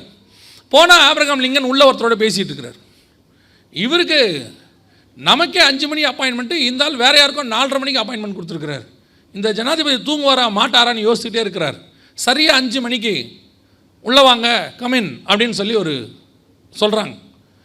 இவர் என்ன பண்ணுறாருனா, உள்ளே இருக்கிற ஒரு வெளியே வரட்டும் வெயிட் பண்ணுறாரு. திருப்பி சொல்கிறாங்க உள்ளே வாங்க அப்படின்னு. உள்ளே போய் இவர் அப்படியே தேடுறாரு. லிங்கன் கேட்டாராம், என்ன தேடுறீங்க அப்படின்னு. இல்லை, உங்களோட ஒருத்தர் பேசிகிட்டு இருந்தாங்களே அதனால தான் நான் வெளியே வெயிட் பண்ணேன் அப்படின்னு. அப்போது லிங்கன் சொன்னாராம், நான் எந்த மனுஷனை சந்திக்கிறதுக்கு முன்னாடியும் காலையில் முதல்ல நான் தேவனை சந்திச்சுட்டு தான் நான் மனுஷனையே சந்திப்பேன். தேவனை சந்திக்காமல் மனுஷனை சந்திக்க மாட்டேன். இன்றைக்கி உங்களுக்கு 5 மணிக்கு அப்பாயின்மெண்ட் கொடுத்ததுனால என்னுடைய ப்ரேயர் டைமை மார்னிங் 4 o'clock நான் மாற்றிட்டேன். 4 to 5 என் ப்ரேயர் டைம். தேவன்கிட்ட பேசிட்டு தான் உங்ககிட்ட பேசுவேன்னாராம். அவ்வளோ பிஸியான ஒரு ஜனாதிபதியே தினமும் 1 மணி நேரம் காலையில் கர்த்தருக்கு நேரத்தை ஒதுக்கும் போது ஏன் நீங்களும் நானும் முடியாது? நம்ம நினச்சா முடியும். நைட்டு 10 மணிக்கு மேலே வாட்ஸ்அப் பார்க்க மாட்டேன்னு தீர்மானம் எடுங்க. காலைல 5 மணிக்கு நீங்கள் கம்பல்சரியாக எழுந்திருவீங்க. நீங்கள் நைட்டு 10 மணிக்கு தான் வாட்ஸ்அப்பையே ஆரம்பிப்பீங்க. சில ஆள்லாம் ஸ்டேட்டஸ் போடுறான், காலைல ஏஞ்சி பார்ப்பேன் நைட் 2 மணி 1:30 மணி 2 மணிக்கு 2:30 மணிக்கு 10 மணிக்கு மேலே ஃபோன் பார்க்கக்கூடாதுன்னு மெடிக்கலாகவே சொல்கிறான். 10 மணிக்கு மேலே பார்த்தா உங்களுடைய கையில் கண்ணில் இருக்க நர்வ்ஸ் எல்லாம் பாதிக்கப்படுதுன்னு. நீங்கள் 10 மணிக்கு படுத்து பாருங்கள், ஆட்டோமேட்டிக்காக காலைல 4 மணிக்கு 5 மணிக்கு எழுந்திரிச்சிருவீங்க. முதல் 1 மணி நேரம் கர்த்தர் கையில் கொடுத்து பாருங்கள், அந்த நாள் முழுவதும் தேவ பிரசன்னம் உங்களோடு கூட இருக்கும். காரணம், கர்த்தரை கண்டடையத்தக்க சமயத்தில் தேடணும். அது காலை தோறும் அவருடைய கிருபை புதிதாக இருக்கிறது. அதுதான் கர்த்தர் சொல்கிறது, தேவனோடு கூட சஞ்சரிக்கிற அனுபவம் வரணும்னா ஃபஸ்ட் 1 hour காலையில் ஆண்டவர்கிட்ட கொடுத்துடணும். அதுக்கப்புறம் அந்த டைம் இன்க்ரீஸ் ஆகும். 1 hourங்கிறது 1.5 மணி நேரம் ஆகும், 2 மணி நேரம் ஆகும். நீங்கள் தேவனோடு கூட சஞ்சரிக்க தொடங்குவீர்கள். ஏனோக்கு தேவனோடு கூட சஞ்சரித்து கொண்டிருந்தான். நீங்கள் பைபிளில் இருக்க யாரை வேணாலும் பாருங்கள், சங்கீதக்காரனை எடுத்துக்கொள்ளுங்கள், இயேசு கிறிஸ்துவை எடுத்துக்கொள்ளுங்கள், அத்தனை பேரும் அதிகாலையில் கர்த்தரை தேடுகிறவர்கள். ஏசாயா புஸ்தகம் 50ஆம் அதிகாரம் 4வது வசனம் சொல்லுகிறது, இயேசுவை பற்றின ப்ராஃபஸி, காலை தோறும் அவர் என்னை எழுப்புகிறார்னு இருக்கு. ஏசாயா இயேசுவை பற்றின ப்ராஃபஸியை சொல்கிறாரு. இயேசு சொல்கிறாரு, காலை தோறும் என்னை எழுப்புகிறார், கற்றுக்கொள்ளுகிறவனை போல நான் கேட்கும்படி என் செவியை தரு. இயேசு கிறிஸ்துவே பிதா கிட்ட டெய்லி காலையில் உட்காந்து கேட்டிருக்கிறார். டெய்லி காலையில் கேட்டுட்டு நான் என்ன பண்ணணும் அப்படின்னு சொல்லி கேட்டுட்டு பிதா என்ன சொன்னாரோ அதை அவர் சொல்கிறார், வந்து இங்கே பேசுகிறாரு. ஏசாயா 50:4வது வசனம். இயேசுவே காலையில் எழுந்திரிக்காது. நம்ம ஆளெல்லாம் 7:30 8:30 கேட்டு பாருங்க, 7:30 மணி 8:30 மணி. ஏன்டா லேட்டாக எழுந்திரிக்கிறீங்கன்னு கேளுங்க. நைட்டு படுக்க ரொம்ப லேட் ஆயிடுச்சு. என்ன பண்ணீங்க? வாட்ஸ்அப், ஃபேஸ்புக், ஆன்லைன், இவ்வளோதான், வேறு ஒன்றுமே கிடையாது. முதல்ல ஒரு 10-10:30க்கு படுக்கிற பழக்கத்துக்கு வாங்க. நீங்கள் காலையில் கர்த்தரை சந்திக்கிற பழக்கம் தானாய் உங்களுக்குள்ள வரும். அல்லேலூயா. ஏனோக்கு தேவனோடு கூட சஞ்சரித்து கொண்டிருந்தான். அதான் ஃபர்ஸ்ட் பாயிண்ட். 2வது வாசிங்க, அதே 5ஆம் அதிகாரம் 21-22 வாசிங்கள். ஏனோக்கு 65 வயதான போது மெத்துசலாவை பெற்றான். ஏனோக்கு மெத்துசலாவை பெற்ற பின் 300 வருஷம் தேவனோடு சஞ்சரித்து கொண்டிருந்து குமாரரையும் குமாரத்திகளையும் பெற்றான். 2வது, ஏனோக்கு தேவனோடு கூட சஞ்சரித்து கொண்டிருந்து, அந்த வசனம் என்ன சொல்லுது? ஏனோக்கு தேவனோடு கூட சஞ்சரித்து கொண்டிருந்து குமாரரையும் குமாரத்திகளையும் பெற்றான். 2வது ரொம்ப முக்கியம், வெரி இம்பார்ட்டன்ட். முதல்ல உங்களுக்கும் தேவனுக்கும் உள்ளதான கனெக்ஷன், ஃபர்ஸ்ட் தனிப்பட்ட வாழ்க்கை. 2வது கர்த்தர் உங்களுக்கு கொடுத்த குடும்பம். ஏனோக்கு தேவனோடு கூட சஞ்சரித்து கொண்டிருக்கிறானுங்கிறதுனால அவனுடைய வேர்ல்ட்லி லைஃப்பில் அவன் ஃபெயிலியர் கிடையாது. நல்லா கவனிங்க. இன்றைக்கி ஒரு கூட்டம் என்ன சொல்லிகிட்டு இருக்குன்னா, நல்லா நீங்கள் ஆவிக்குரிய வாழ்க்கையில் வளர்ந்தீங்கன்னா கல்யாணம் பண்ணக்கூடாது, நல்ல ஆவிக்குரிய வாழ்க்கையில் வளர்ந்தீங்கன்னா பண்ண கல்யாணத்தை கூட பிரிச்சிடணும், நல்ல ஆவிக்குரிய வாழ்க்கையில் வளர்ந்துட்டிங்கன்னா இந்த உலக பிரகாரமாக எந்த உறவும் இருக்கக்கூடாது. 2 பேர் எடுத்துக்கொள்ளப்படுவாங்க மிக முக்கியமாக பழைய ஏற்பாட்டில். ஒன்று ஏனோக்கு, இன்னொன்று எலியா. ஏனோக்கு திருமணமானவர், குழந்தைகள் உள்ளவர். எலியா திருமணம் ஆகாதவர். எதுக்கு 2 பேரையும் கர்த்தர் வச்சிருக்கிறாருன்னா, எடுத்துக்கொள்ளப்படுவதற்கு திருமணம் ஆனவன் ஆகாதவங்கிற பேச்சே கிடையாதுன்னு அர்த்தம். இன்றைக்கி நிறைய பேர் குடும்பம் இருந்தால் ஸ்பிரிச்சுவலி வளர முடியாது. ஒரு சிலர்லாம் நமக்கு எக்ஸாம்பிள் இருக்கிறாங்க. இங்கேருந்து புறப்பட்டு காட்டுக்கு போயிட்டாங்க, இமயமலைக்கு போயிட்டாங்க, அங்கே போய் அவங்க ஆவிக்குரிய வாழ்க்கையில் வளர்ந்தாங்க அப்படின்னு. நல்லா கவனிச்சுக்கொள்ளுங்க. ஆண்டவர் உங்களுக்கு அழைச்சிருக்கிறாரு, முன்குறிச்சிருக்கிறாரு. ஃபஸ்ட்டு உங்களுக்கும் தேவனுக்கும் உள்ள தொடர்பு. 2வது இம்பார்ட்டன்ட் உங்களுடைய ஃபேமிலி. ஃபேமிலிக்கு யூ மஸ்ட் கிவ் இம்பார்ட்டன்ஸ். உங்கள் குழந்தைகள், குடும்பம் எல்லாத்துக்கும் நீங்கள் என்ன கொடுக்கணும்? இம்பார்ட்டன்ஸ் கொடுக்கணும். ஏனோக்கு தேவனோடு கூட சஞ்சரித்து கொண்டிருந்து குமாரரையும் குமாரத்தைகளையும் பெற்றார். அப்போ தேவனோட சஞ்சரிக்கும் போதே உலக வாழ்க்கையும் அவர் என்ன பண்ணியிருக்கிறாரு? கரெக்டாக வாழ்ந்திருக்கார். ஃபேமிலியும் கரெக்டாக மெயின்டைன் பண்ணியிருக்கிறார். இன்றைக்கி குடும்ப வாழ்க்கையை எடுத்துக்கொள்ளுங்க. போன சர்வீஸ்லேயும் அதை பற்றி பேசியிருந்தோம். திருப்பி சொல்லிக்கிட்டே இருக்கிறோம். கர்த்தர் குடும்பம்னு ஒன்று உருவாக்குனதே ஹெவனுடைய மாடலுக்கு. ஆதாம் ஏவாள் என்பது இயேசு கிறிஸ்துவும் சபைக்குமான மாடல். இயேசு கிறிஸ்து சபைக்கான மாடலை தான் ஆதாம் ஏவாளை ஃபஸ்ட்டு கொண்டாடுறார். இன்றைக்கி நாம் என்ன பண்ணுறோம் அப்படின்னு கேட்டால், ஸ்பிரிச்சுவலி நான் சொல்கிறது ஸ்பிரிச்சுவல் மக்கள், நல்ல ஸ்பிரிச்சுவல் மக்கள் தான், ஆனாலும் குடும்ப வாழ்க்கையில் ஃபெயிலியர், பிரிஞ்சிருக்கிறாங்க, நிறைய பேர் பேசாமல் இருக்கிறாங்க, நிறைய பேர் வந்து டிவோர்ஸ் அப்ளை பண்ணியிருக்கிறாங்க. எங்கள் சர்ச்சில் நான் உலகத்தாரை பற்றி பேசவே கிடையாது. இன்றைக்கி ஆவிக்குரிய சபைகளில் இது சகஜம் அப்படின்னு மாறிக்கிட்டே வருது. கவனிச்சுக்கொள்ளுங்க, எப்படி நீங்கள் தேவனோட சஞ்சரிக்கிறது ரொம்ப முக்கியமோ, உங்களை நம்பி கொடுத்த குடும்பத்தை கொண்டு போய் சேர்க்க வேண்டியது உங்களுடைய பொறுப்பு. அது கணவனுக்கும் இருக்குது, மனைவிக்கும் இருக்குது. இன்றைக்கி நாம் ரொம்ப பொருளாதார நெருக்கடி உள்ள காலத்தில் இருக்கிறதுனால 2 பேரை வேலை செய்யணும், 2 பேரை வேலை செஞ்சால் தான் நம்ம சம்பாதிக்க முடியும், அப்போ தான் பத்தும் அப்படிங்கிற மாதிரி நாம் ஒரு இதை உருவாக்கிட்டோம். இது நம்ம உருவாக்குனது, கர்த்தர் உருவாக்குனது இல்லை. நம்ம அறிவினால், நம்ம ஞானத்தினால நம்ம உருவாக்கணும். ஆனால் உண்மையிலேயே தேவன் அப்படி சொல்லலை. உங்கள் குடும்பத்துக்கு என்ன தேவையோ அதை அவ்வளவுத்தையும் கொடுப்பதற்கு பரலோகம் தயாராக இருக்கிறது. ஆனால் உங்கள் குடும்பத்தை நீங்கள் பத்திரமா பார்த்தீங்கன்னா பரலோகம் கண்டிப்பாக செய்யும். இன்றைக்கி நாம் என்ன பண்ணுறோம், ஆளுக்கு ஒரு பக்கம், ஒவ்வொரு பக்கம் வேலைக்கு போயிட்டு பிள்ளைகளை கவனிக்க இல்லாமல், பிள்ளைகளை கொண்டு போய், சின்ன பிள்ளைகள் அதை கொண்டு போயிட்டு எங்கேயாவது ஒரு இதில் விட்டுறாங்க, கிண்டர் கார்டன் அது இதுன்னு விட்டுட்டு, அதுக்கு 2 வயசு ஆகும் போதே அதை கொண்டு விட்டுறாங்க. அது பாவமாக இருக்குது, அதை பார்த்தா பாவமாக இருக்குது. கேட்டு பாருங்கள், எதுக்காக இவ்வளோ கஷ்டப்பட்டு 2 பேரும் வேலை பார்க்குறீங்க? அப்போ தாங்க ஒரு டிவி, சோஃபா, கார் எல்லாம் வாங்க முடியும். இதெல்லாம் இருக்குது, இப்போ ஃபேமிலி இல்லை. ஃபேமிலி எங்கே? பிள்ளைகள் ஏன் பெற்றோரை மதிக்க மாட்டேங்குது? அதுக்கு கிடைக்க வேண்டிய காலத்தில் அன்பு கிடைக்கல, அதான் பிரச்சனையே. அந்த 10 வயசுக்குள்ளே அன்பு வந்து ரொம்ப பெருகிற காலம்.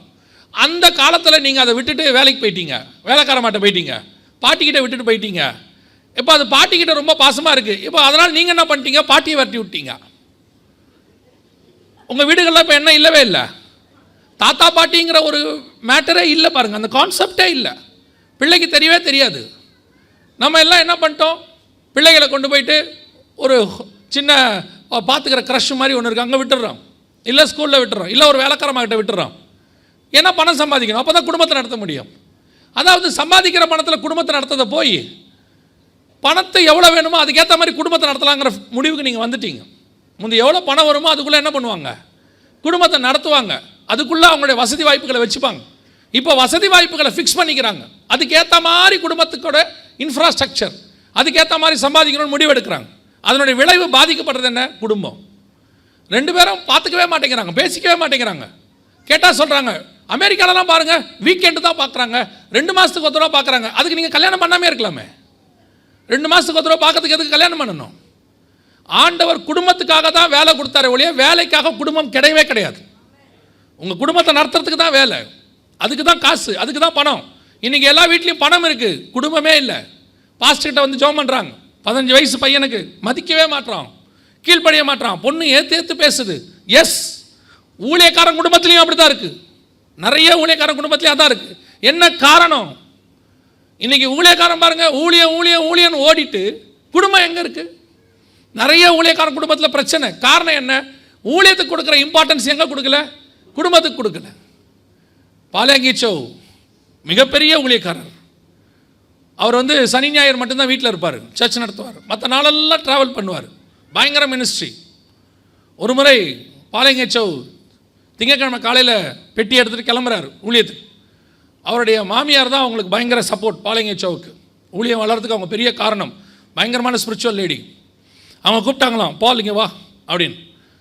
என்ன ஆண்டி, இந்த ஃபார்மில் கொஞ்சம் கையெழுத்து போடு அப்படின்னு. என்ன ஃபார்ம்? உனக்கும் மனைவிக்கும் டிவோர்ஸ் பண்ண போகிறோம். பாலங்கீச்சோ இடிஞ்சிட்டாரான். ஏன், என்ன ஆச்சு? உனக்கு நான் குடும்பத்தை கொடுத்தது எதுக்காக? நீ ஊழியம் பண்ணு, நான் வேணான்னு சொல்லலை. 5 நாளும் போயிடுறேன், இப்போ என் மகளை யார் பார்த்துக்கிறது? அப்போ நீ சரி வர மாட்டேன், டிவோர்ஸ் பண்ணு அப்படின்னு. கடைசியில் பாலங்கீச்சோ அவங்கக்கிட்ட பேசி ஒப்பு கொடுத்து, குடும்பத்துக்குன்னு வாரத்தில் ஒரு நாள் நான் ஒதுக்குவேன்னு சொல்லி, எவ்ரி மண்டே ஃபேமிலிக்குன்னு. நல்லா கவனிச்சுக்கொள்ளுங்க, ஆண்டவரோடு கூட சஞ்சரிக்கிறது முதலாவது. 2வது கர்த்தர் கொடுத்த குடும்பம். இதுக்கு அப்புறம்தான் வேலை, இதுக்கு அப்புறம்தான் ஊழியம் எல்லாமே.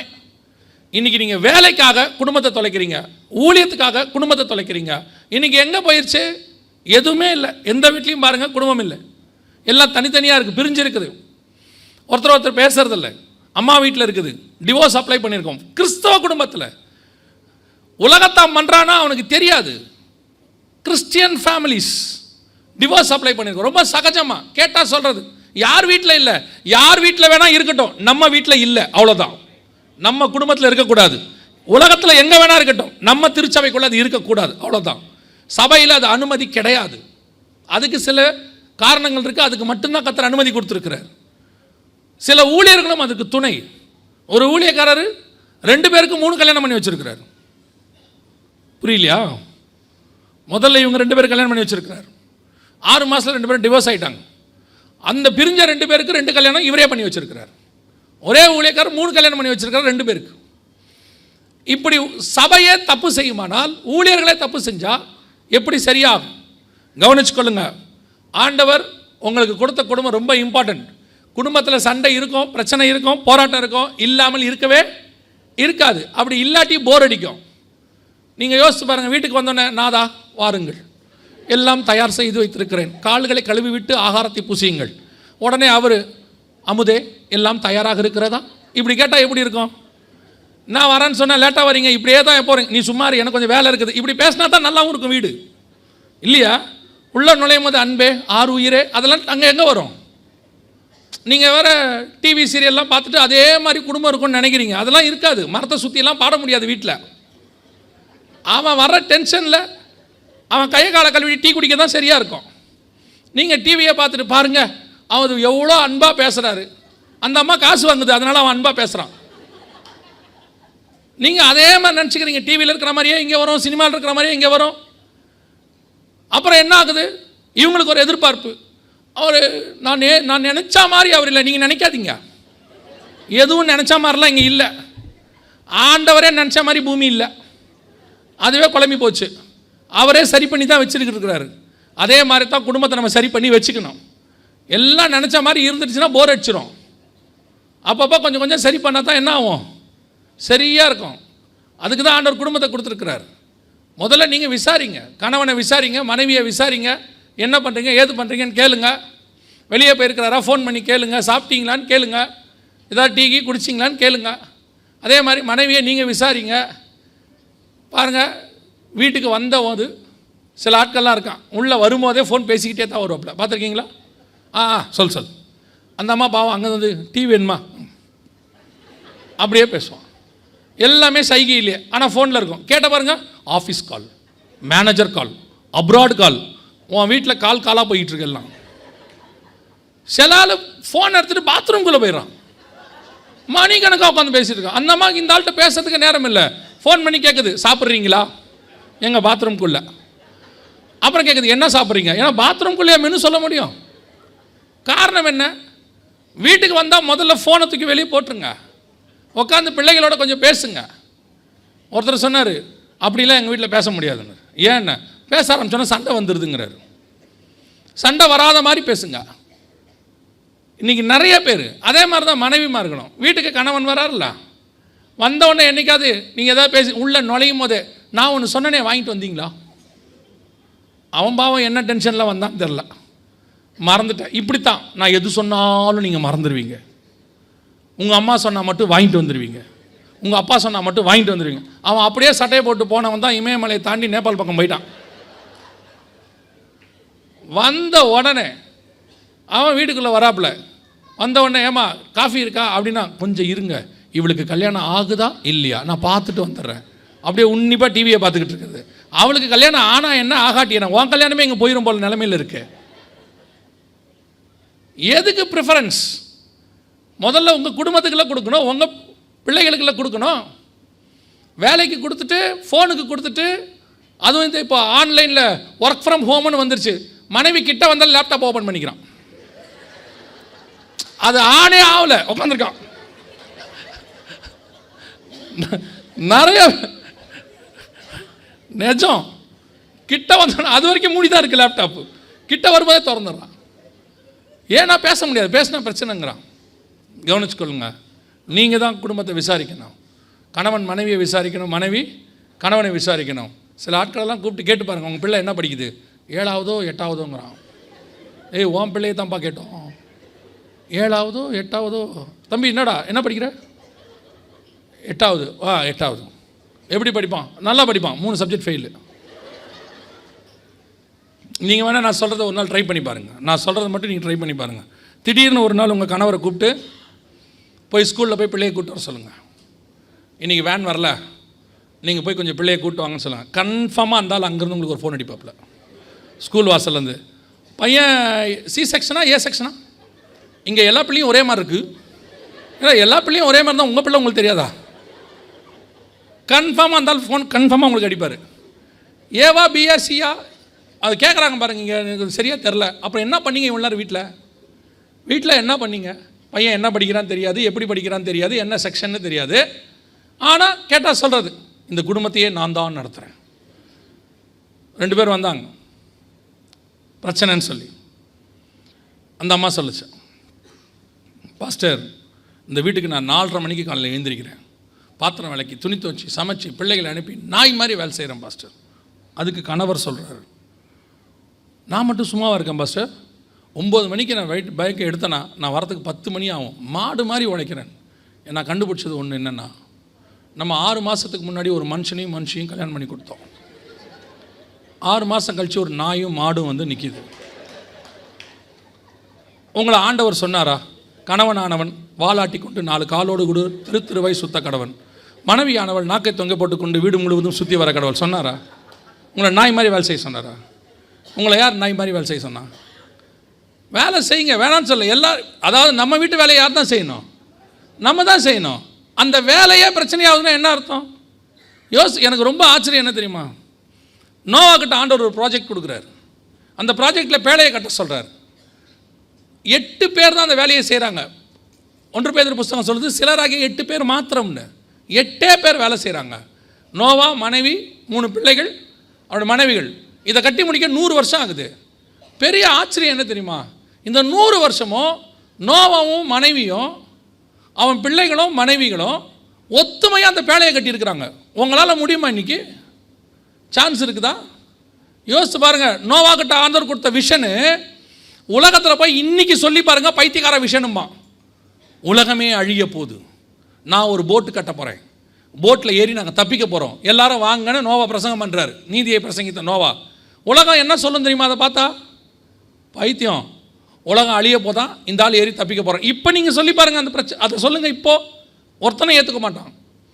4000 வருஷத்துக்கு முன்னாடி நோவா சொல்கிறாரு, உலகம் அழிய போது, நாங்கள்லாம் போட் கட்டுறோம், வாங்க தப்பிக்கலான்னு பிரசங்கம் பண்ணுறாரு. இப்படி ஒரு விஷன்.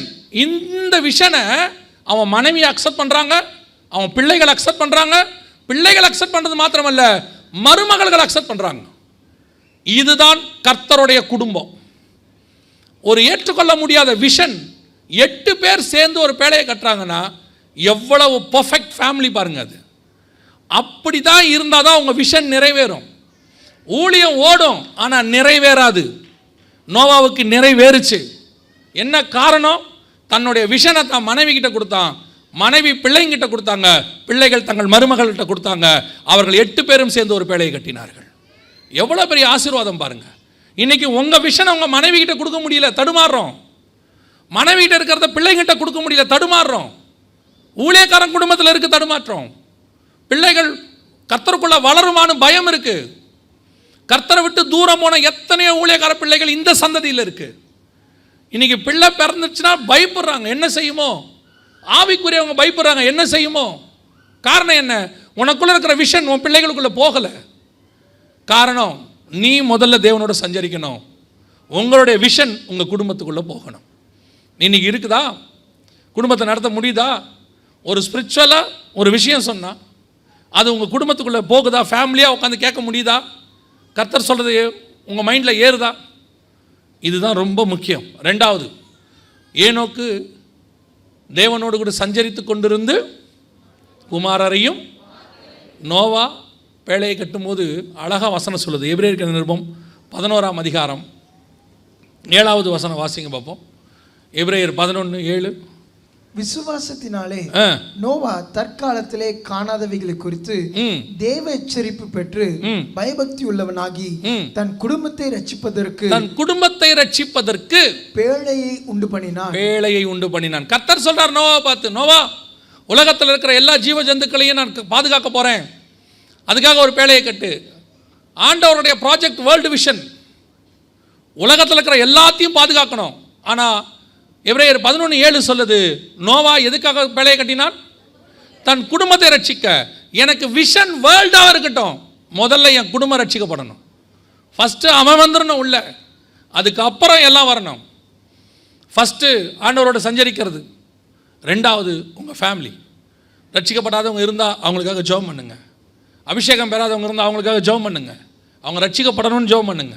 நிறைய பேருக்கு இப்போ கடைசி காலத்தில் என்ன தெரியுமா, கணவன் ரட்சிக்கப்படாமல் இருந்தால் பேசாமல் இதை விட வேறு எங்கேயாவது போயிடலாம், இல்லை வேற ஒரு ஆப்ஷன். மனைவி ரட்சிக்கப்படாமல் இருந்தால் பேசாமல் விட்டுட்டு போயிடலாம், வேற ஒரு ஆப்ஷன். இல்லை கல்யாணம் ஆகிற வரைக்கும் உனக்கு ஆப்ஷன்ஸ் நிறையா இருக்குது, முடிஞ்சிச்சா no more options, door closed, நீ அதோடு தான் ஓடி முடிக்கணும். இல்லை அவர் ரட்சிக்கப்படவே மாட்டார், நீங்கள் யார் இயேசு கிறிஸ்துவா அப்படி சொல்கிறதுக்கு? வசனம் சொல்லுது, கர்த்தராகிய இயேசு கிறிஸ்துவை நீ விசுவாசி, அப்போது நீயும் உன் வீட்டாரும் ரட்சிக்கப்படுவீர்கள். அது வாக்கு தத்துவம். ரட்சிக்கப்படாத கணவன் இருந்தால் வேணான்னு முடிவெடுக்கக்கூடாது, ரட்சிக்கப்படணும்னு ஜெபம் பண்ணணும். ரட்சிக்கப்படாத மனைவி இருந்தால் வேணான்னு முடிவெடுக்கக்கூடாது, அவர் ரட்சிக்கப்படணும்னு ஜெபம் பண்ணணும். அதுக்கு தான் கர்த்தர் உங்களை வச்சிருக்கிறார். உங்களுக்கு கொடுத்த குடும்பத்தை கொண்டு வந்து ஃபஸ்ட்டு எங்கே சேர்த்துடணும்? வேலைக்குள்ளே சேர்த்துடணும், வருகையில் கொண்டு போயிடணும். அதுக்கு தான் கர்த்தர் வச்சிருக்கிறார். கடைசியாக ஏனோக்கு முதலாவது தேவனோடு கூட சஞ்சரித்தார், ரெண்டாவது குடும்பத்தை பத்திரமாய் பார்த்து கொண்டார். கடைசியாக வாசிங்க, முடிக்கலாம். யூதாவின் புஸ்தகம் 14:15 வாசிங்க. யூதாவின் புஸ்தகம் 14:15 வாசிங்க. ஆதாமுக்கு 7ஆம் தலைமுறையான ஏனோக்கும் இவர்களை குறித்து, இதோ எல்லாருக்கும் நியாய தீர்ப்பு கொடுக்கிறதற்கும் அவர்களில் அவபக்தி உள்ளவர்கள் யாவரும் அவபக்தியாய் செய்து வந்த சகல அவபக்தியான கிரியைகளின் நிமித்தமும் தமக்கு விரோதமாய் அவபக்தியுள்ள பாவிகள் பேசின கடின வார்த்தைகள் எல்லாவற்றின் நிமித்தமும் அவர்களை கண்டிக்கிறதற்கும் 1000 தமது பரிசுத்தவான்களோடு கூட கர்த்தர் வருகிறார் என்று முன் அறிவித்தான். மூணாவது வருகையில் நீங்கள் போகிறதுக்கு எடுத்துக்கொள்ளப்படுதலுக்கு நீங்கள் மூணாவது செய்ய வேண்டியது ஏனோக்கு செய்தது தான் இது எல்லாமே. மூணாவது கர்த்தர் வருகிறார் என்று முன்னறிவித்தான். சுவிசேஷம் அறிவித்தல் உங்கள் மேல் விழுந்த கடமை. You must preach gospel. கண்டிப்பாக ஒவ்வொரு ஆவிக்குரிய குடும்பமும் சுவிசேஷம் சொல்லுகிற குடும்பமாகத்தான் இருக்கணும். ஏன் தெரியுமா? உங்கள் ரட்சிப்பில் சுவிசேஷமும் ஒரு பார்ட். உங்கள் ரட்சிப்பின் பேக்கேஜில் சுவிசேஷன்றது அதோடு கூட இருக்க டிஃபால்ட்டான ஒரு பார்ட். எப்படின்னா, நீங்கள் ரட்சிக்கப்பட்டிருக்கீங்க அப்படின்னு சொன்னால், ரட்சிக்கப்பட்டிருக்கீங்கன்னா உங்கள் இருதயத்துக்குள்ளே ஒரு சந்தோஷம் வரும். அதுக்கு பேர் ரட்சண்ய சந்தோஷம்னு பேர். 51ஆம் சங்கீதத்தில் தாவீது சொல்வார், உங்களுடைய ரட்சண்ய சந்தோஷத்தை திரும்ப பெற்றுக்கொள்ளும். அப்போ அந்த ரட்சண்ய சந்தோஷம் உங்களுக்குள்ளே வரும். இந்த சந்தோஷத்துடைய தன்மை என்னென்னா, இது உடனடியாக யாருக்கிட்டையாவது சொல்லும். அப்படி சொன்னா தான் அந்த அன்பு என்ன செஞ்சுருக்குது, உங்களுக்குள்ள வந்திருக்குன்னு அர்த்தம். அதைத்தான் பவுல் சொல்வார், கிறிஸ்துவின் அன்பு என்னை நெருக்கி ஏவுகிறது. அது வந்துருச்சுனாலே உங்களை சும்மா இருக்க சொல்லாது, உங்களை காஸ்பல் ப்ரீச் பண்ண சொல்லும். இப்போ ஏனோக்கு எந்த சர்ச்சும் இல்லை, எந்த பாஸ்டரும் இல்லை. எப்படி சுவிசேஷம் சொன்னார்? முன்னறிவித்தான். கர்த்தர் நியாயம் தீர்க்க வருகிறார் என்று முன்னறிவித்தான். நோவாவுக்கு எந்த சர்ச்சும் இல்லை, பாஸ்டரும் இல்லை. ஆனால் நீதியை பிரசங்கித்தவனாகிய நோவா. இன்றைக்கி பாருங்கள், நம்மெல்லாம் ரட்சிக்கப்பட்ட உடனே அதோடு அவ்வளோதான். நம்ம குடும்பம் வந்துச்சா, சபைக்கு வந்தோமா போனோமா, அதில் வேற ஒரு பயங்கர ஸ்டேட்மெண்ட் ஒன்று சொல்லுவாங்க, அற்புதமான ஸ்டேட்மெண்ட். நான் சர்ச்சுக்கு போகிறதும் தெரியாது, வர்றதும் தெரியாது. நான் போவேன், பின்னாடி உட்காருவேன், எழுந்திரிச்சு வீட்டுக்கு வந்துடுவேன். நமக்கு எதுக்குங்க வம்பு தும்பு? இந்த மாதிரி கர்த்தர் உங்களை நினச்சிருந்தா நீங்கள் சர்ச்சுக்கே வந்திருக்க முடியாது. கர்த்தர் யாரையோ அனுப்பினார் உங்களை ரட்சிப்பதற்கு. எதன் மூலமாகவோ கர்த்தர் உங்களை ரட்சித்தார். அப்போ உங்கள் மூலமாயும் யாரையாவது ரட்சிக்க வேண்டும் என்று கர்த்தர் வச்சிருப்பார். நீங்கள் கண்டிப்பாக சுவிசேஷம் அறிவிக்க வேண்டும். அப்படி சொல்லாவிட்டால் உங்களுக்கு ஐயோ. ஒன்று நல்லா தெரிஞ்சுக்கொள்ளுங்க, நான் சொல்லிட்டு முடிக்கிறேன். ஒவ்வொரு குடும்பமும் பரலோகத்துக்கு போகும்போது இந்த பூமியிலிருந்து எதையுமே நீங்கள் எடுத்துகிட்டு போக முடியாது, ஒன்றும் கொண்டு போக முடியாது. நல்லா தெரியும் உங்களுக்கு. ஒரு சிலர்லாம் பீரோவை திறந்து 500 புடவை இருக்குது, அப்படியே திறந்து நின்று பார்க்குறது. ஏன்னா அவங்களுக்கே டவுட்டு எதை போடலான்னு. அப்படியே எது முதல்ல வந்து வெளியே விழுதோ அதான் தேவசித்தம். இன்றைக்கி கர்த்தர் இதை கட்ட சொல்லியிருக்கிறார். ஏன்? அதான் ஃபஸ்ட்டு வந்து வெளியே விழுந்துச்சு. சில வீட்டில் பார்த்துருக்கீங்களா, காலையில் ஒரு 7:30 மணிக்கு ஃப்ரிட்ஜை திறந்துட்டு ஒரு 5 நிமிஷம் நிற்பாங்க, பார்த்துருக்கீங்களா? அப்படி திறந்துட்டு அப்படியே பார்த்துட்டு நிற்பான். என்ன சந்தேகம்னா இதை எப்போ வச்சோம், இது என்னைக்கு வச்சோம், இது கல்யாணத்தப்போ வச்சது, இது என்கேஜ்மெண்ட்டுக்கு வச்சது. அந்த ஃப்ரிட்ஜுக்குள்ளே இருக்கிறது அவனுக்கே தெரியாது, என்றைக்கு வச்சோன்னு அவனுக்கே தெரியாது. அந்த மாதிரி தான் அந்த பீரோவை திறந்துட்டு நிற்பாங்க. நீங்கள் எவ்வளோ வேணால் வச்சுக்கோங்க. சில கணவன்மாரெலாம் இந்த கட்டிலுக்கு அடியில் கொஞ்சம் பொருள் போட்டு வச்சுருப்பாங்க இல்லை, அதில் இந்த net, bolt, screw driver, spanner, அது கட்டிலுக்கு அடியில் டஸ்ட்டாக தூசியாக இருக்கும். அந்த அம்மா சொல்லும், ஏப்பா கீழே டஸ்ட்டாக இருக்குது, கையை வைக்காது, அதில் என்றைக்காவது ஒரு நாள் உதவும். என்றைக்கு அங்கே என்ன இருக்குன்னு கூட அவருக்கு தெரியாது. சில வீட்டில் அந்த பரணன்னு ஒன்று வச்சுருப்பாங்க. உலகத்துலேயே லாஃப்ட் வச்சு வீடு கட்டுற ஒரே ஆள் இந்தியன் தான், தெரியுமா உங்களுக்கு? வேறு எந்த நாட்டுக்கு போனாலும் லாஃப்ட் இருக்காது. எல்லா வீட்லேயும் எல்லாருக்கும் பின்னாடி ஸ்டோர் ரூம்னு ஒன்று சின்னதாக வச்சுருப்பாங்க. இந்த லாஃப்ட்னு ஒன்று வச்சு நம்மளால் தான் கட்டியிருப்பாங்க. அதுக்கு மேலே பார்த்தீங்கன்னா இந்த இரும்பு பெட்டியெல்லாம் போட்டு வச்சுருப்பாங்க. அந்த காலத்தில் இருக்கும் பெரிய பெரிய இரும்பு பெட்டி. அதை திறந்தீங்கன்னு வச்சுக்கோங்க, அதில் இவங்க அம்மாவுக்கும் அவங்க அம்மா சங்கில் பால் ஊற்றிருப்பாங்க. அந்த சங்குலாம் இருக்கும், எல்லாம் வச்சுருப்பாங்க. கேட்டு பாருங்கள், எதுக்கு? என்றைக்காவது ஒரு நாள் யூஸ் ஆகும். உங்களுக்கு சொல்கிறேன், பூமியை விட்டு போகும்போது எதுவும் யூஸ் ஆகாது. நீங்கள் போட்டிருக்கிற எல்லாத்தையும் எடுத்துருவான், நகை எல்லாத்தையும் கழட்டிடுவான். நீங்கள் பரலோகத்துக்குள்ளே போகும்போது கொண்டு போக முடியும் என்று உங்களால் முடிந்தது ஒன்றே ஒன்று தான், நீங்கள் சம்பாதிக்கிற ஆத்துமாக்கள் மட்டுமே. வேறு எதுவும் பரலோகத்துக்குள்ளே வராது. உங்களால் எவ்வளவுக்கள் ஆத்துமாதாயம் பண்ண முடியுமோ அவ்வளோக்களோ பண்ணுங்கள். அதனால தான் பைபிள் சொல்லுது, அழிந்து போகிற உலகப் பொருட்களால் நண்பர்களை சம்பாதித்துக்கொள்ளும். எவ்வளோக்கு எவ்வளோ சுவிசேஷத்துக்கு செலவு பண்ணணுமோ அவ்வளோக்கு எவ்வளோ சுவிசேஷத்துக்கு செலவு பண்ணுங்க. வீட்டில் நீங்கள், நான் எப்பவும் சொல்லுவேன், சொல்லிட்டு முடிக்கிறேன், இந்த வீட்டில் இந்த பர்த்டே, மேரேஜ் டே எல்லாம் கொண்டாடுறீங்கல்ல, அதெல்லாம் இந்த வருஷத்தில் வந்து கொஞ்சம் டிஃப்ரெண்ட்டாக கொண்டாடுங்க. நான் உங்களை கொண்டாட வேணான்னு சொல்லலை, நல்ல டிஃப்ரெண்ட்டாக கொண்டாடுங்க. நல்ல பர்த்டே, மேரேஜ் டே ஒன்று கூட விடாதீங்க. மாமியார் பர்த்டே கூட கொண்டாடுங்க, ஒன்று விடாமல். எல்லா பர்த்டேக்கும் என்ன செய்யணும் தெரியுமா? நல்ல ஒரு 25 நான் பிலீவரை கூப்பிடணும். ஒரு பிலீவரை கூட கூப்பிடக்கூடாது. நீங்கள் பிலீவரை கூப்பிட்டீங்க, பிரியாணி நல்லா இல்லைன்ட்டு போயிடுவான், அதில் ஒரு பிரயோஜனமும் இல்லை. நல்ல ஒரு 25 நான் பிலீவரை கூப்பிடுங்க. ஆஸ் யூஷுவல் பர்த்டே கொண்டாடுங்க. பாஸ்டரை கூப்பிட்டு இல்லை சபையிலேருந்து கூப்பிட்டு ஒரு காஸ்பல் மீட்டிங் அதை நடத்துங்க. ஒருவேளை அன்னைக்கு ஒருத்தன் இயேசுவை ஏற்றுக்கொண்டானா உன் பர்த்டேக்கு ஒரு அர்த்தம் இருக்குதுன்னு அர்த்தம். அவன் வாழ்நாளெல்லாம் சொல்லுவான், அவர் பிறந்தநாள் அன்றைக்கி தான் நான் இயேசுவை ஏற்றுக்கிட்டேன்பான். அதுதான் ஆசீர்வாதம். போங்க, உங்கள் பிள்ளைங்க பர்த்டே அன்றைக்கி ஒருத்தன் ரட்சிக்கப்படுவான், உங்கள் பர்த்டே அன்றைக்கி ஒருத்தன் ரட்சிக்கப்படுவான், உங்கள் கல்யாண நாளுக்கு ஒருத்தன் ரட்சிக்கப்படுவான். இப்படி ஒவ்வொரு நாளையும் நீங்கள் நடத்துகிற ஃபங்க்ஷனில் ஒவ்வொருத்தர் ரட்சிக்கப்பட்டா ஒவ்வொரு ஃபங்க்ஷனும் அர்த்தம் உள்ளதாய் மாறும். மிச்சம் மீதி நீங்கள் பர்த்டே கொண்டாடி ஒரு பிரயோஜனம் இல்லை. ஒரு கேக்கை வாங்கி வெட்டி 10 பேரை கூப்பிட்டு ஹாப்பி பர்த்டேன்னு பாடிட்டு அவன் போகும்போது சொல்லுவான், இதை விட நல்ல கேக்கு அங்கே ஒன்று இருந்துச்சு, அவங்க நல்லா வெட்டினாங்கன்ட்டு போயிடுவான். பிரயோஜனமே இல்லை, வேஸ்ட்டு. நான் எப்போவுமே சொல்வேன், உங்களுக்கு நான் பிலீவர்ஸை கூப்பிட்றது, அவங்க மேலே அன்பாருங்க, ஜோம் பண்ணுங்க, எல்லாம் பண்ணுங்கள். ஆனால் வேணா அவங்களுக்கு தனியாக இன்னொரு நாள் நடத்திக்கோங்க. ஆனால் உங்கள் ஃபங்க்ஷன்ஸ் அத்தனையும் நான் பிலீவரை கூப்பிடுங்க. ஒரு காஸ்பல் சொல்லுங்கள். எவ்வளோக்கு எவ்வளோ ஆத்மாதாயம் பண்ண முடியுமோ அவ்வளோக்கு எவ்வளோ ஆத்மாதாயம் பண்ணுங்கள். அதுதான் பரலோகத்துக்கு கொண்டு போய் சேர்க்கும். ஏனோக்கு எடுத்துக்கொள்ளப்பட்டார்னா சும்மா எடுத்துக்கொள்ளப்படலை. முதலாவது 300 வருஷம் அவர் தேவனோடு கூட சஞ்சரித்து கொண்டிருந்தார். 2வது குமாரரையும் குமாரத்திகளையும் பெற்றார். 3வது தேவன் வருகிறார் என்று முன்னறிவித்தார். ஃபர்ஸ்ட் தேவனோடு சஞ்சரித்தல், 2வது குடும்பத்தை பத்திரமாய் பார்த்துக்கொள்ளுதல், 3வது ஊழியம் செய்தல். இது 3ம் தான் எடுத்துக்கொள்ளப்படுவதற்கு மிக முக்கியமான விஷயம். இதை ஒவ்வொரு குடும்பமும் செய்யணும், ஒவ்வொரு விசுவாசியும் செய்யணும்.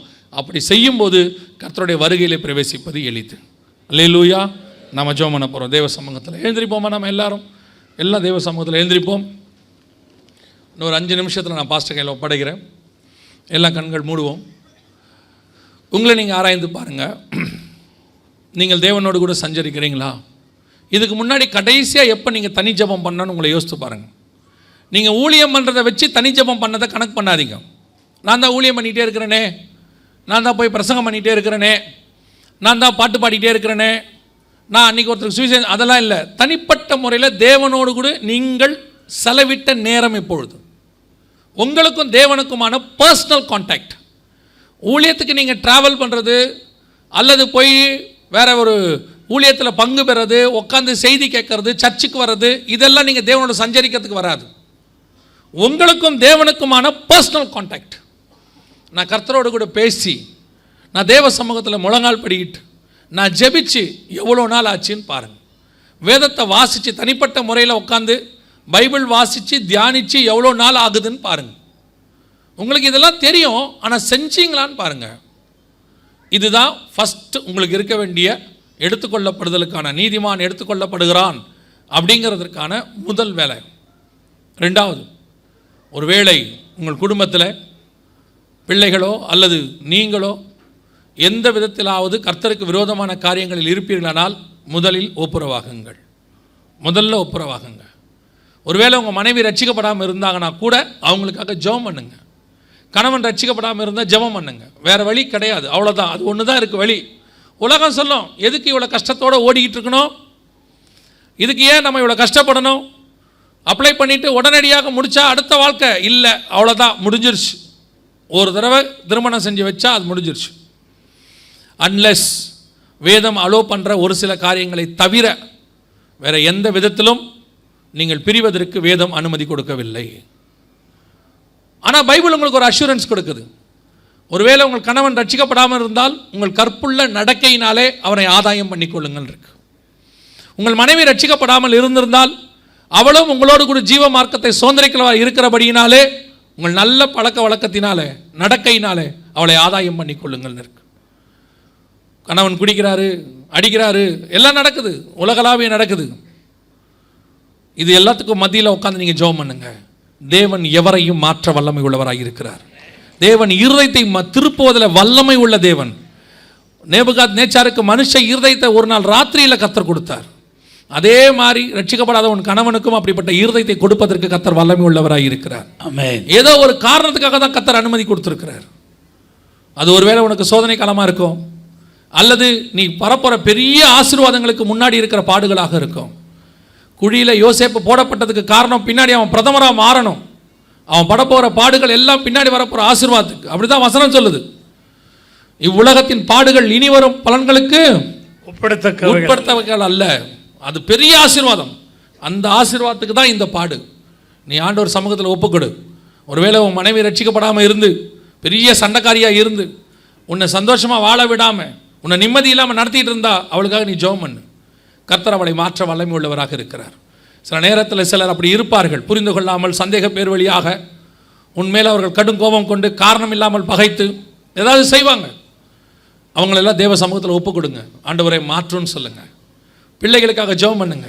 பிள்ளைகள் ஒருவேளை ரட்சிக்கப்படாமல் இருந்து தேவனை விட்டு தூரம் போகிற மாதிரி இருந்தால் உடனடியாக தேவ சமூகத்தில் ஒப்பு கொடுங்க. ஆண்டவர் அவர்களை திருப்பி கொண்டு வருவார். பிள்ளைகளை வெறுக்காதீங்க, இது உருப்படாதுன்னு சொல்லாதீங்க. அப்பேற்பட்ட அப்சலோமையே தாவீது வெறுக்கவில்லை. ஆண்டவர் உங்களுக்கு நீதிமானுடைய பிள்ளைகள் கண்டிப்பாக ஒரு நாளும் விட மாட்டார். நீதிமானின் சந்ததியை கர்த்தர் கை விடவே மாட்டார். நீங்கள் உங்கள் பிள்ளைகளுக்காக ஜெபம் பண்ணுங்க. கர்த்தர் மாற்ற வல்லமை உள்ளவராக இருக்கிறார். இப்போ இருக்க சூழ்நிலையை பார்க்காதீங்க. ஒரு நாள் உங்கள் பிள்ளையை கர்த்தர் ஊழியக்காரனை மாற்றி கொண்டு வந்து நிறுத்துவார். தேவனால் கூடாத காரியம் ஒன்றுமில்லை. கடைசியாக ஒரு தீர்மானம் எடுங்க. நாங்கள் இன்னையிலிருந்து எங்களால் முடிஞ்ச ஊழியத்தை பண்ண போகிறோம். எங்களால் முடிஞ்ச ஊழியத்தை நாங்கள் செய்ய போகிறோம். நாங்கள் வேலை பார்க்குற ஸ்தலத்தில், நாங்கள் படிக்கிற இடத்துல, எங்கள் வீட்டுக்கு பக்கத்தில் எப்படி ஆகிலும் இந்த இயேசுவை நாங்கள் சொல்ல போகிறோம். இல்லையா ஒரு சின்ன வீட்டு கூட்டத்தையாவது நாங்கள் ஆரம்பிக்க போகிறோம். சபையில் போய் சொல்லி எங்கள் வீட்டு கூட்டத்தை ஆரம்பிங்க நாங்கள் சொல்ல போகிறோம். எங்கள் வீட்டை திறந்து கொடுக்க போகிறோம். நான் உங்களுக்கு சொல்லுகிறேன், கர்த்தருக்கு நீங்கள் ஒரு வீட்டை திறந்து கொடுங்கள். கர்த்தர் உங்கள் எல்லைகளை பெரிதாக்கி உங்களை ஆசீர்வதிக்க வல்லமை உள்ளவராக இருக்கிறார். கொஞ்சத்தில் நீங்கள் உண்மையாக இருந்தால் கர்த்தர் அநேகத்தின் மேல் அதிபதியாய் வைப்பார். உங்கள் வீட்டை நீங்கள் கர்த்தருக்கு திறந்து கொடுத்து பாருங்க. எல்லா வீடுகளிலும் வீட்டுக்கூட்டம் நடக்குமானால் மதுரை முழுக்க எழுப்புதல் வந்து விட்டது என்ற அர்த்தம். இங்கே இருக்கிற எல்லா வீட்லையும் வீட்டுக்கூட்டம் மட்டும் வந்துருச்சு. உங்கள் வீட்டுக்கு உங்கள் ஏரியாவுக்கு உங்கள் வீடு தான் ஹீலிங் சென்டர், உங்கள் வீடு தான் டெலிவரன்ஸ் சென்டர். ஆண்டவர் உங்களை ஒரு சுவிசேஷகராய் மாற்றுவார். ரட்சிக்கப்பட்டவர்களை திருச்சபையில் கொண்டு வந்து சேருங்க, கொண்டு வந்து இங்கே ஒப்படைங்க. இங்கே அவங்க அவர்களை பரலோகத்துக்குரியவராய் மாற்றுவாங்க. இதுதான் ஆத்மாதாயம் பண்ணுறதுக்கான வழி. ஒப்பு கொடுப்போமா? அப்படி இந்த 3 காரியங்களுக்கு நீங்கள் எதுக்கு ஒப்பு கொடுத்து ஜெபம் பண்ணாலும் உங்கள் கரங்களை ஆண்டவருக்கு நேராக, நான் இன்னிலிருந்து தேவனோடு கூட சஞ்சரிக்கணும் தீர்மானம் பண்ணுறேன். நீங்களும் உங்கள் கரங்களை உயர்த்தலாம். என் குடும்பத்தில் பிரச்சனை இருக்குது, போராட்டம் இருக்குது, பிரிஞ்சு இருக்குது, இல்லை என் குடும்பத்தில் பிரச்சனை வரக்கூடாது அப்படின்னு நினைக்கிறவங்க கரங்களை உயர்த்தலாம். ஒருவேளை எங்கள் வீட்டை நாங்கள் வீட்டு கூட்டத்துக்கு திறந்து கொடுக்குறோம், சுவிசேஷத்துக்கு திறந்து கொடுக்குறோம்னு சொல்கிறவங்க இந்த கூட்டம் முடிஞ்ச உடனே எங்கள் ஊழியக்காரங்களை வந்து பார்த்து சொல்லுங்கள், எங்கள் வீட்டை நாங்கள் திறந்து கொடுக்குறோம், எங்கள் வீட்டில் ஆரம்பிங்கன்னு சொல்லுங்கள். அவர்கள் அதை பார்த்து தேவையான காரியங்களை செய்வார்கள். நாம் ஜெபிக்க போகிறோம். ஜெபிக்க விரும்புகிறவர்கள் கரங்களை ஆண்டவருக்கு நேராக உயர்த்தலாம். எங்கள் சர்வ வல்லமையுள்ள தகப்பனே, அருமையான நேரத்திற்காக உமக்கு ஸ்தோத்திரம். மகிமையுள்ள கரத்தில் தாழ்த்துகிறோம். ஆண்டவரே, நீர் வரும்பொழுது எங்கள் திருச்சபை முழுக்க அப்பா உமக்கு ஊழியம் செய்கிற ஒரு திருச்சபையாக இருக்கட்டும்.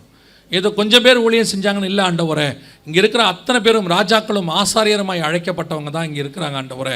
அத்தனை பேரும் உமக்கென்று ஏதாகிலும் செய்யட்டும், உமோடு கூட சஞ்சரிக்கட்டும், பிரிந்திருக்கிற குடும்பங்கள் இணைக்கப்படட்டும். நீர் வரும்போது எங்கள் திருச்சபை குடும்பமாக எடுத்துக்கொள்ளப்படுகிற திருச்சபையாய் மாறட்டும். கர்த்தர் ஆசீர்வதிப்பீராக. இந்த வசனங்கள் அவர்களுக்குள்ளே 100க்கு 100 பலன் கொடுக்கட்டும். எங்கள் ஆண்டவர் இயேசுவின் நாமத்தில் பிதாவே, ஆமென்.